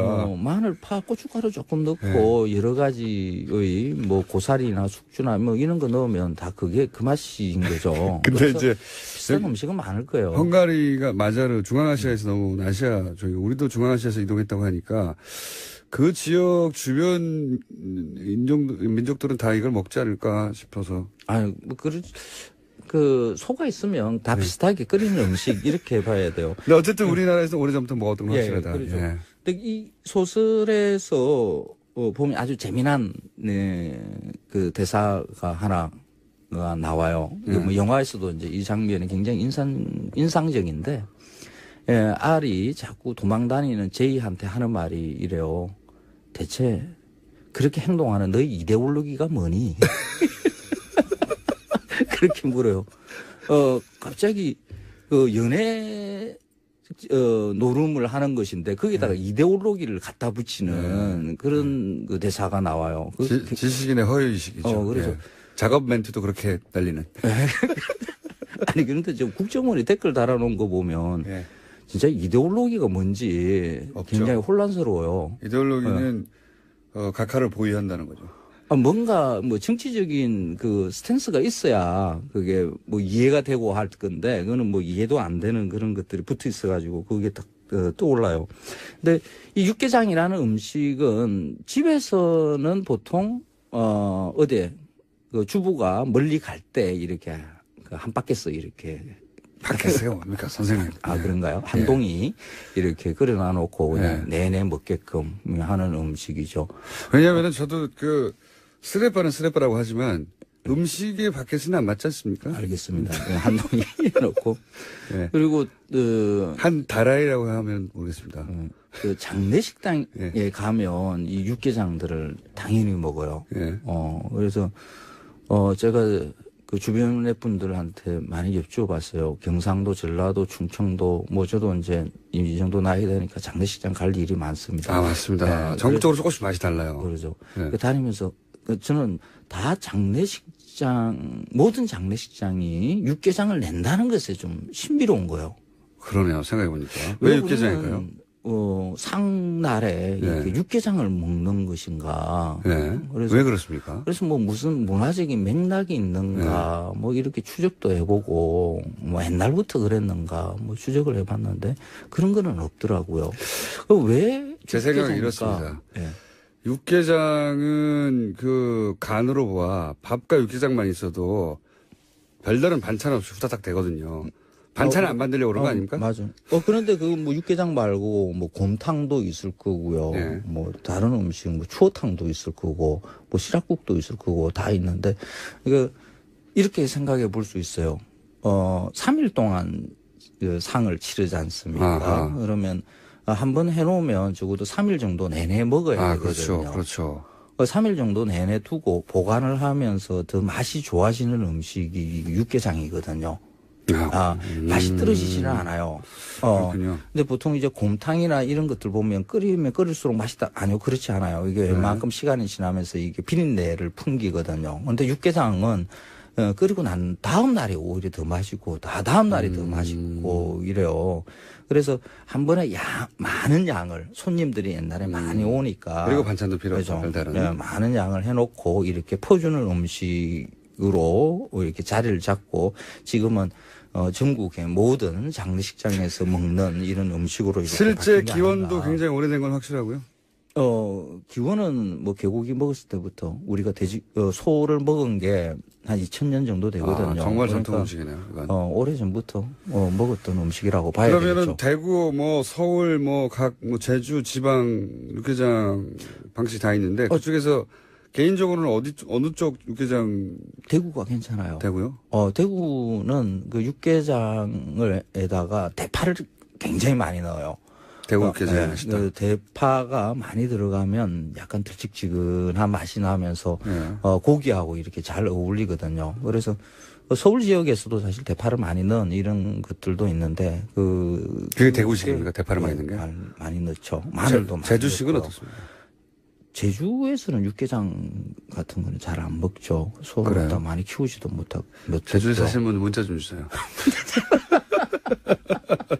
그래서 문성근 배우가 이렇게 나와서 저 대신 이렇게 방송하는 걸 들으면서 육개장 생각이 문득 나더라고요. 그래서 이 방송을 오늘은 꽁으로 드신 거군요, 이렇게. 육개장으로. 영화 얘기도 섞어가면서. 근데 이데올로기가 뭐니 하는 이데올로기가 뭐니? 국정원 직원들 있잖아 불러가지고 그거 한번 물어봐야 돼요. 적어도 뭐 애국주의라든지 국가주의라든지 뭐 이런 이데올로기라도 있어야 될 것 같은데 이 양반들이 가지고 있는 이데올로기가 진짜 뭔지 정말 한결 선생님이었습니다. 육개장 같이 안녕. 한번 따져봐야 될 것 같아요. 안녕하세요, 김어준입니다. 미얀마 군부에 의해 핍박받았던 아웅산 수지가 로힝야 인권에 대해 외면한다는 국제적 비난이 있습니다. 물론 인종 청소는 어떤 정치적 배경이 있다 한들 정당화될 수 없죠. 하지만 아웅산 수지에 대한 이 지적은 절반의 진실만 담고 있습니다. 미얀마는 60년 군사정권을 끝내고 민주정부가 들어선 지 2년이 채 안 되죠. 군부는 여전히 막강해서 단위 지자체와 의회 4분의 1 지명권을 가지고 있고 독자 정당도 구성합니다. 그런 군부가 호시탐탐 아웅산 수지의 정치적 실각을 노리고 130여 개 소수민족이 복잡하게 얽혀있는 미얀마에서 이 로힝야 문제만은 압도적 여론으로 그들을 몰아내야 한다는 국내 여론이 있는 상황에서 게다가 선거를 앞두고 있는 아웅산 수지가 로힝야의 편에 무작정 선다는 것은 수많은 이들이 희생되며 60년을 싸운 끝에 쟁취한 미얀마 민주정부가 겨우 2년 만에 막을 내리고 군사정권으로 극악했던 그 시절로 되돌아가는 뇌관이 될 수도 있는 겁니다. 간단치가 않은 문제인 거죠. 하여 아웅산 수지에 대한 국제사회의 비난이 한편으로는 당연하면서 또 한편으로는 이 로힝야 문제의 원인 제공자인 영국의 책임 또한 동시에 지적되어야 마땅합니다. 영국의 책임에 대해서는 누구도 거론하지 않는다는 면에서 부당한 측면이 있는 거죠. 애초 영국이 이 지역에 식민지, 식량기지를 건설하며 이 갈등이 잉태된 거니까요. 서구의 시각만으로 국제 문제를 바라보는 관상은 이제 좀 벗어나야겠습니다. 김어준 생각이었습니다.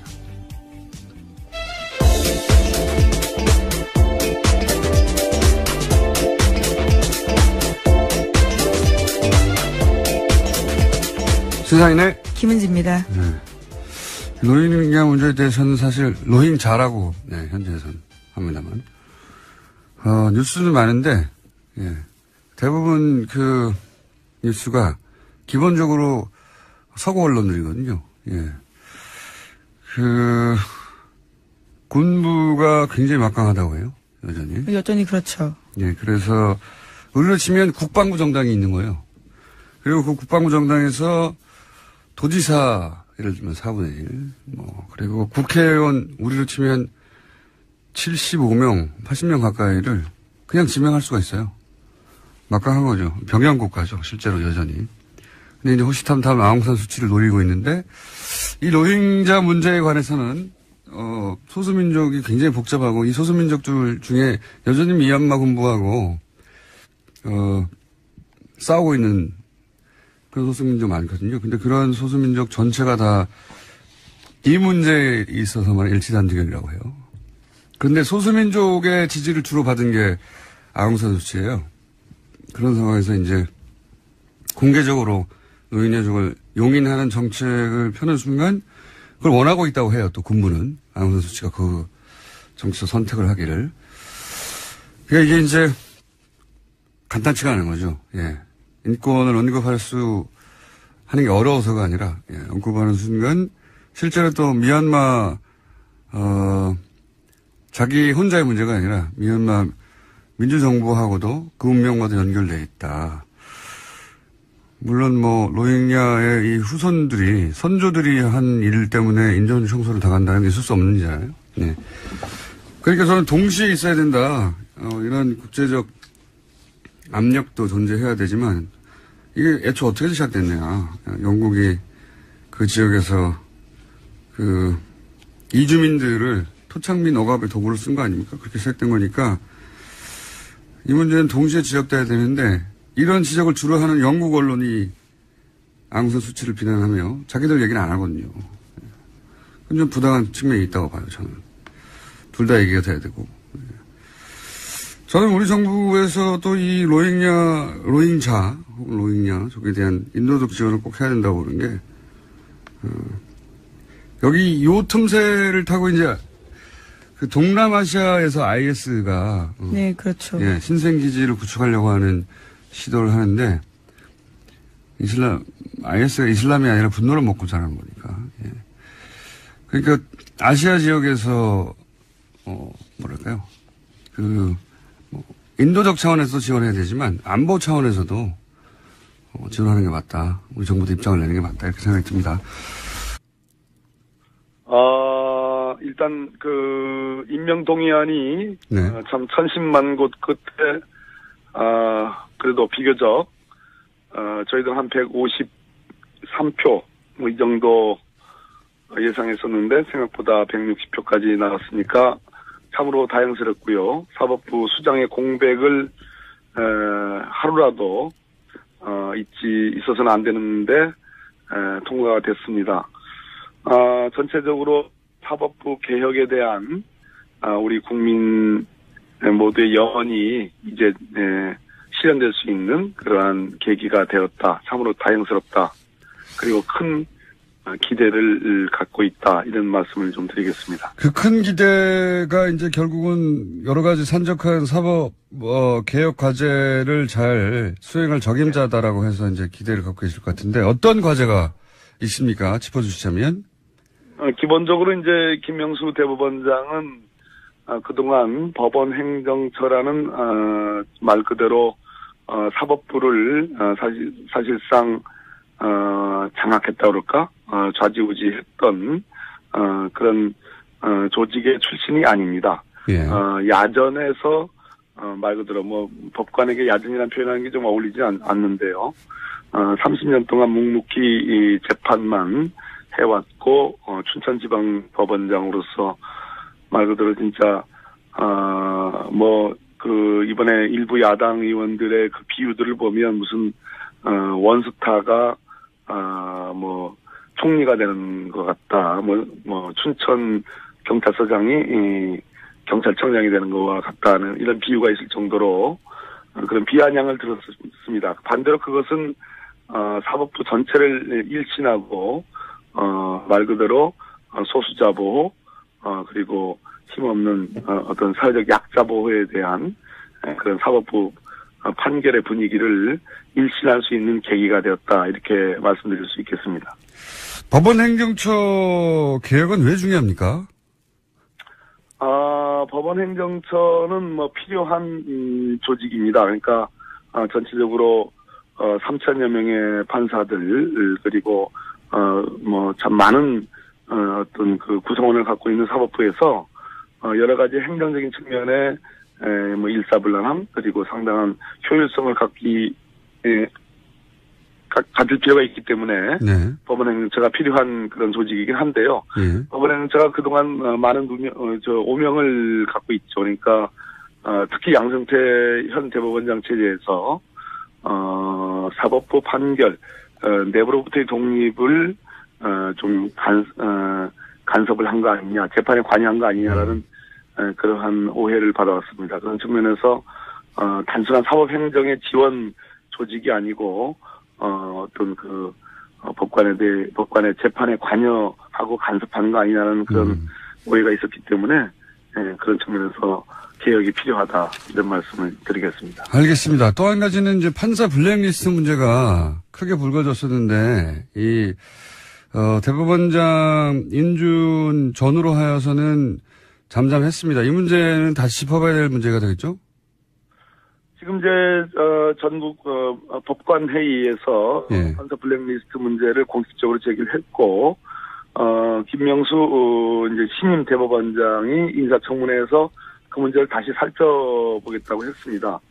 그런 측면에서 어찌됐든 절차적으로 이 문제에 대한 충분한 규명이 저는 있어야 된다고 보고 있습니다. 이게 뭐랄까요? 법적 처벌까지도 갈 수 있는 사안이라고 보십니까? 만약에 실제로 누군가가 판사들의 성향을 기록한 블랙리스트를 만들어서 활용했었다면?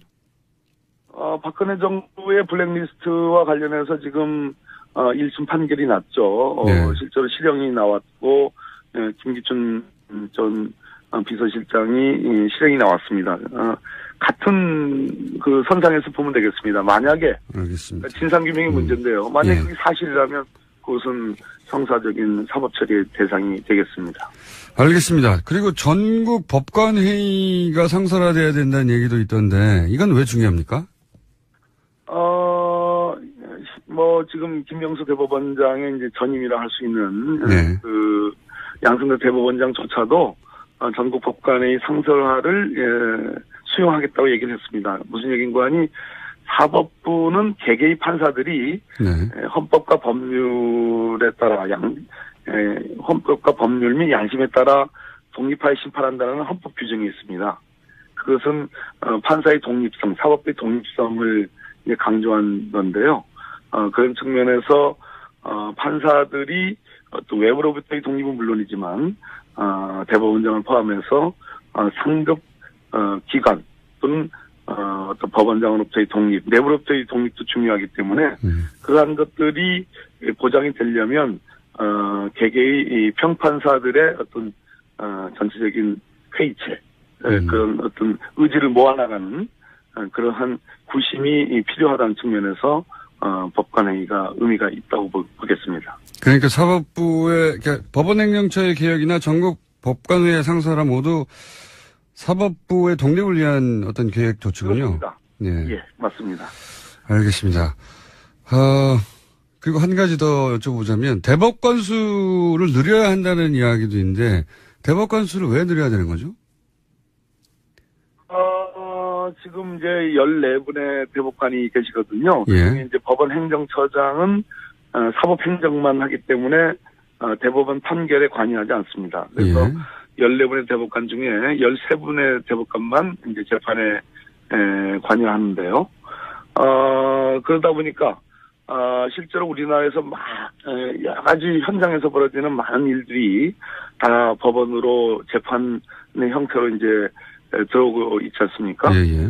그런데 가장 대표적으로 우리나라의 사회 갈등 과제들 그중에 노동사건과 관련된 그런 아주 첨예한 문제들이 많이 있었는데 대법관 수를 보다 늘려가지고 전문화해야 된다는 그런 요구가 있습니다. 사회 갈등 과제를 법원이 제대로 다루기 위해서는 현재의 13분의 대법관의 그런 구조로는 충분하지 않다. 특히 대법원의 지형이 그동안 참여정부 때를 그나마 그때는 이제 독수리 오영제라고 그래가지고 네. 5분의 진보적인 대법관이 계셨는데 현재의 김명수 대법원장이 되시더라도 전체적으로 대법관이 고수화돼 있다라는 그런 비판이 있고 기울어진 운동장이라는 그런 비판이 있기 때문에 대법관 수를 늘려서 보수 대 진보의 어떤 균형을 찾아야 된다. 그런 측면에서 노동법원이 필요하다는 그런 지적이 있기 때문에 대법관수 늘리는 문제가 중요한 화두가 되어 있습니다. 알겠습니다. 마지막 질문 한 가지만 더 여쭤보겠습니다. 양승태 대법원장이 그래서 이제 오늘 퇴임식을 하게 될 텐데, 네. 지난 6년 양승태 대법원장 체제를 간단하게 평가해 보시자면요. 뭐 본인으로서는 좀 듣기 싫으시겠지만, 노력하셨지만 대체로 박근혜 정부의 국정농단이 있었습니다. 그 부분을 뭐 사법부와 직접적인 관계가 없지만 대체로 보수화의 경향이 심화되고 법관에 대한 재판의 관여, 간섭이 눈에 보이지 않게 있어 왔으며 뭐 대체로 기울어진 운동장에 뭐 아무튼 뭐 일조를 하셨다. 큰 점수를 주기는 어렵다. 그러나 뭐 어쨌든 수고하셨다. 이렇게 평가하겠습니다. 알겠습니다. 오늘 말씀 감사하고요. 의원님? 네네. 법무부 장관 언제 되십니까? 왜 그러세요? 오늘 말씀 여기까지 듣겠습니다. 감사합니다. 예, 감사합니다. 박범계 의원이었습니다.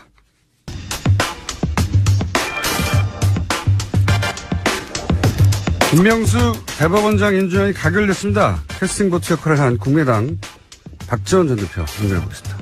안녕하세요, 대표님. 김명수 대법원장 가결된 것이 그렇게 기쁩니까? 대표님도 자기는 투표 한 표도 하지 않으면서 말이지 마치 자기가 다 한 것처럼 아침부터 그렇게 손소리 쳐요. 제가 다시 시작하겠습니다. 국민의당에서 김명수 대법원장 후보를 압도적으로 당선시켰습니다. 예. 이게 맞는 멘트입니다. 네, 알겠습니다. 대표님은 애초부터 인준 찬성 입장이셨죠? 예? 그렇습니다. 예. 그리고 말씀하신 대로 캐스팅보트 힘을 보여줬고 그 인준도 캐스팅보트의 힘을 보여준 게 아니고 예. 리딩 파티, 선도 정당의 힘을 보여줬습니다. 알겠습니다. 그리고 그 결과도 가결이니까 이게 굉장히 만족스러운 결과죠? 네, 그렇습니다. 네. 그리고 이번 결과로 이제 만나서 조사를 해달라라고 요구했다라는 겁니다. 그와 관련된 보고서가 이번에 나온 거고요. 그러니까요. 그냥 막연히 그렇겠거니가 아니라 국정원수석을 직접 가서 여기 하라고 하는 물증이 나온 거고요. 심지어 2011년에 하라고 이야기했더니 이미 2009년에 나서서 표적조사 했다라고 국세청에서 밝혔다고 합니다. 이건 또 청와대에서 직접 했을 수도 있겠죠. 여하간 지난 정권의 국정원은 계속해서 반복되는 이야기지만 가장 비밀스럽고 강력한 불법 심부름 센터였어요. 국가적 규모의 그런 거였고. 또 한 가지는 국정원은 지난 10년을 거치면서 저는 정치기구가 됐다고 보는 것이 자신들이 끊임없이 정치에 직접 개입해 왔잖아요. 예, 지시를 받고. 그런데 지시를 받기 전에 계속 그렇게 되어 가니까 자신들이 국면 전환을 할 수 있다. 그런 주체이다. 라는 인식을 저는 했다고 보고요. 예. 실제로 2007년 남북 정상회담 회의록을 공개했던 과정들은 적나라하게 그런 모습들이 있었습니다. 정치기구가 실제 했다고 봅니다. 그러니까 이게 항상 청와대의 지시를 받아서 수족만 한 게 아니라 10년 동안 그렇게 반복되면서 스스로 그런 정치적 판단을 하고 정치기구화하고 한 측면이 있다. 철저히 이 부분은 해체돼야 된다고 보고 그런 측면에서 제가 예언 하나 해보자면 간만에 예언 하나 해봅니다. 남경필 지사의 아들 문제 있지 않습니까? 예. 이것이 무슨 국정과 관련이 있냐 이렇게 말하려는 게 아닙니다. 일단은. 네, 현재 마약건으로 수감되어 있습니다. 네. 그런데 전 이 사건을 보면서 무슨 생각을 했냐면 지난 10년간의 패턴으로 보자면 정치권 혹은 우리 흔히 하는 표현으로 유명인들 고위층의 자제 이분들과 관련한 그러니까 고위층 인사들 혹은 유명인 인사들이 아니라 그 인사들의 자제와 관련한 뉴스가 한동안 나올 수 있다. 예언하는 바입니다. 저는 그런 의구심과 초기 작동하였다. 그럴 수 있어요. 예. 일단 그렇게 예언해두고요. 다음 뉴스는요. 네, 이명박 전 대통령과 관련된 뉴스 계속 전해드리겠습니다. 청계재단이라고 있는데요. 이명박 전 대통령이 실현한 재단입니다. 이와 관련해서 청계재단이 자신의 채찍근인 뉴라이트 계열 김진홍 목사의 법인재단에 수천만 원을 지원했다라는 보도가 나왔습니다. CBS가 입수한 자료에 따른 건데요. 청계재단 운영과 사업 현황이란 자료를 보면 청계재단은 2015년과 2016년에 재단법인 두레문화마을에 각각 3천만 원씩 지원했다고 합니다. 이거는 저는 돈을 지원했다의 문제가 아니라 돈을 왜 쓰겠어요. 돈을 쓴다는 것은 영향력을 유지하려고 하는 것이고, 게다가 여기 두레마을의 상임이사 사무장 같은 경우에는 댓글 공작하던 사이버 팀의 일원이었거든요. 예. 저는 우선은 국정원과의 커넥션, 이명박 전 대통령과 혹은 청계재단과 국정원과의 커넥션. 또 하나는 이명박 전 대통령이 이게 지금 작년까지 있었던 일이거든요. 예, 작년. 퇴임 이후에도 지속적으로 자신의 정치적 영향력을 유지하는 여러 가지 방안들을 썼고, 정치에 개입하고자 했고, 그런 정황의 일부, 극일부로 저는 보여집니다. 네. 이 사안은 그래서 저는 점점 더 많은 뉴스가 나올 수 있다. 네, 이명박 전 대통령이 그런 얘기 다 했지 않습니까?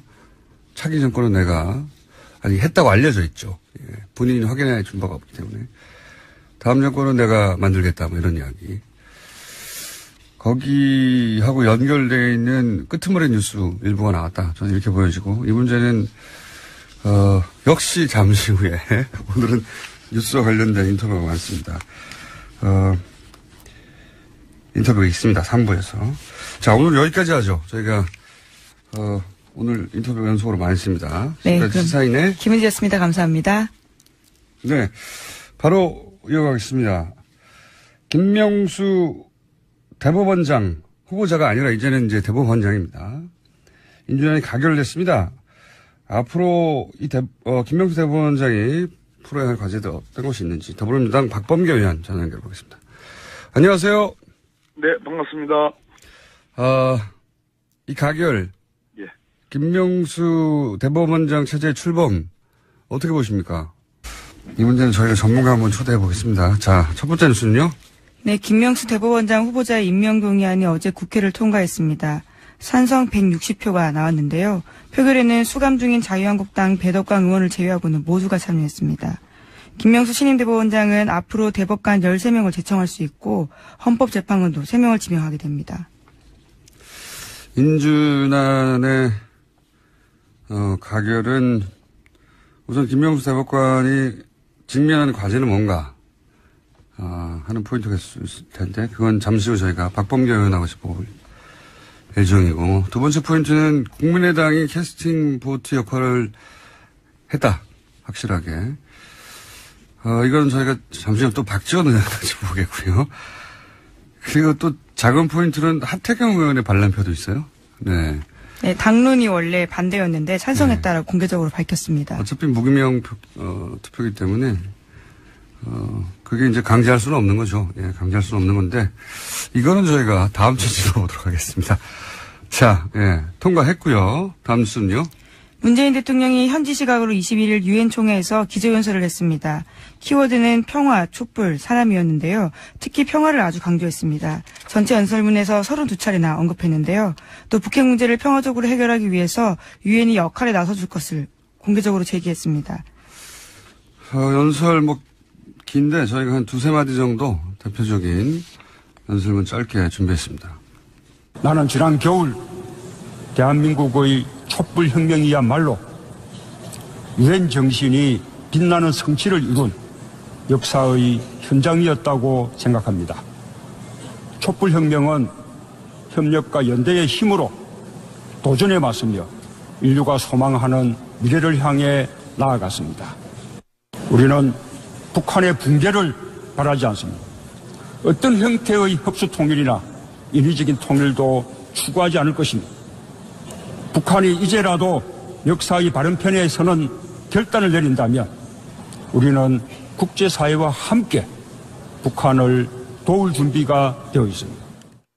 평화의 실현은 유엔의 출발이고 과정이며 목표입니다. 한반도에서 유엔의 보다 적극적인 역할이 필요합니다. 도발과 제재가 갈수록 높아지는 악순환을 멈출 근본적인 방안을 강구하는 것이야말로 오늘날 유엔에게 요구되는 가장 중요한 역할입니다. 세 가지 메시지가 여기 다 들어있다. 네. 그 중에서 이제, 평화적으로 해결하기 위해서 유엔이 역할을 해달라. 뭐, 핵심 메시지죠. 네, 다자주의적 개입을 공개적으로 제안한 겁니다. 네. 이란에, 우리도 그랬지만, 핵 문제를 해결하는 데는 당사자국끼리 안 되거든요. 그래서, 이란도 사실은 육자회담 더 많죠. 왜냐면 EU를 대표해서 들어왔으니까. 그래서 그 다자주의를 다시 한번 얘기한 거고요. 자, 다음 뉴스는요? 네, 또 문재인 대통령은 현지 시각으로 21일에 도널드 트럼프 미국 대통령과 정상회담을 가졌습니다. 양국 정상은 북한에 대한 압도적인 군사력을 우위를 유지하는 것이 필수적이다라는 데 공감을 했습니다. 또 한국의 최첨단 군사자산의 획득과 개발 등을 통해서 한미연합 방위태세를 유지, 강화하기로 했습니다. 또 한국과 주변 지역의 미국 전략자산의 순환 배치를 확대하기로 합의했습니다. 북핵위기는 트럼프 정부 입장에서는 무기를 팔 기회예요. 기본적으로. 예. 물론 뭐 북핵 문제는 그 자체로 실제하는 위기이긴 한데 그 트럼프의 오바는 이 비즈니스 기회를 극대화하려고 하는 의도도 일부 있다라고 저는 봐야 한다고. 실제로 합의되지 않은 이야기들에 대해서 공개하게 됐었습니다. 무기 얘기 많이 했죠. 예. 예. 거꾸로 우리한테 그동안 이제 미국이 팔지 않았던 무기를 팔라고 요구할 수 있는 기회이기도 해서, 예. 수지 타산은 나중에 맞춰봐야 되겠지만, 양국이 그런 계산에 있는 거죠. 예. 그런 얘기입니다. 다음 뉴스는요. 네, 국정원 관련된 뉴스 계속 전해드리겠습니다. 지난 2008년 광우병 반대 촛불 집회에 방송인 김대동 씨와 가수 윤도현 씨가 참가한 바가 있는데 두 사람의 소속사였던 다음 기획이 2009년과 2011년 세무조사를 받았다고 합니다. 그 배경에는 국정원이 있었다라는 SBS 보도가 나왔습니다. 안홍원 총장이 항상 얘기하는 정치적 세무조사, 구체적 사례. 표적 조사한 거죠. 예, 구체적 사례인 건데, 국정원 직원이 가서 했다는 거 아니에요? 국정원 직원이 가가지고, 국세청 조사국장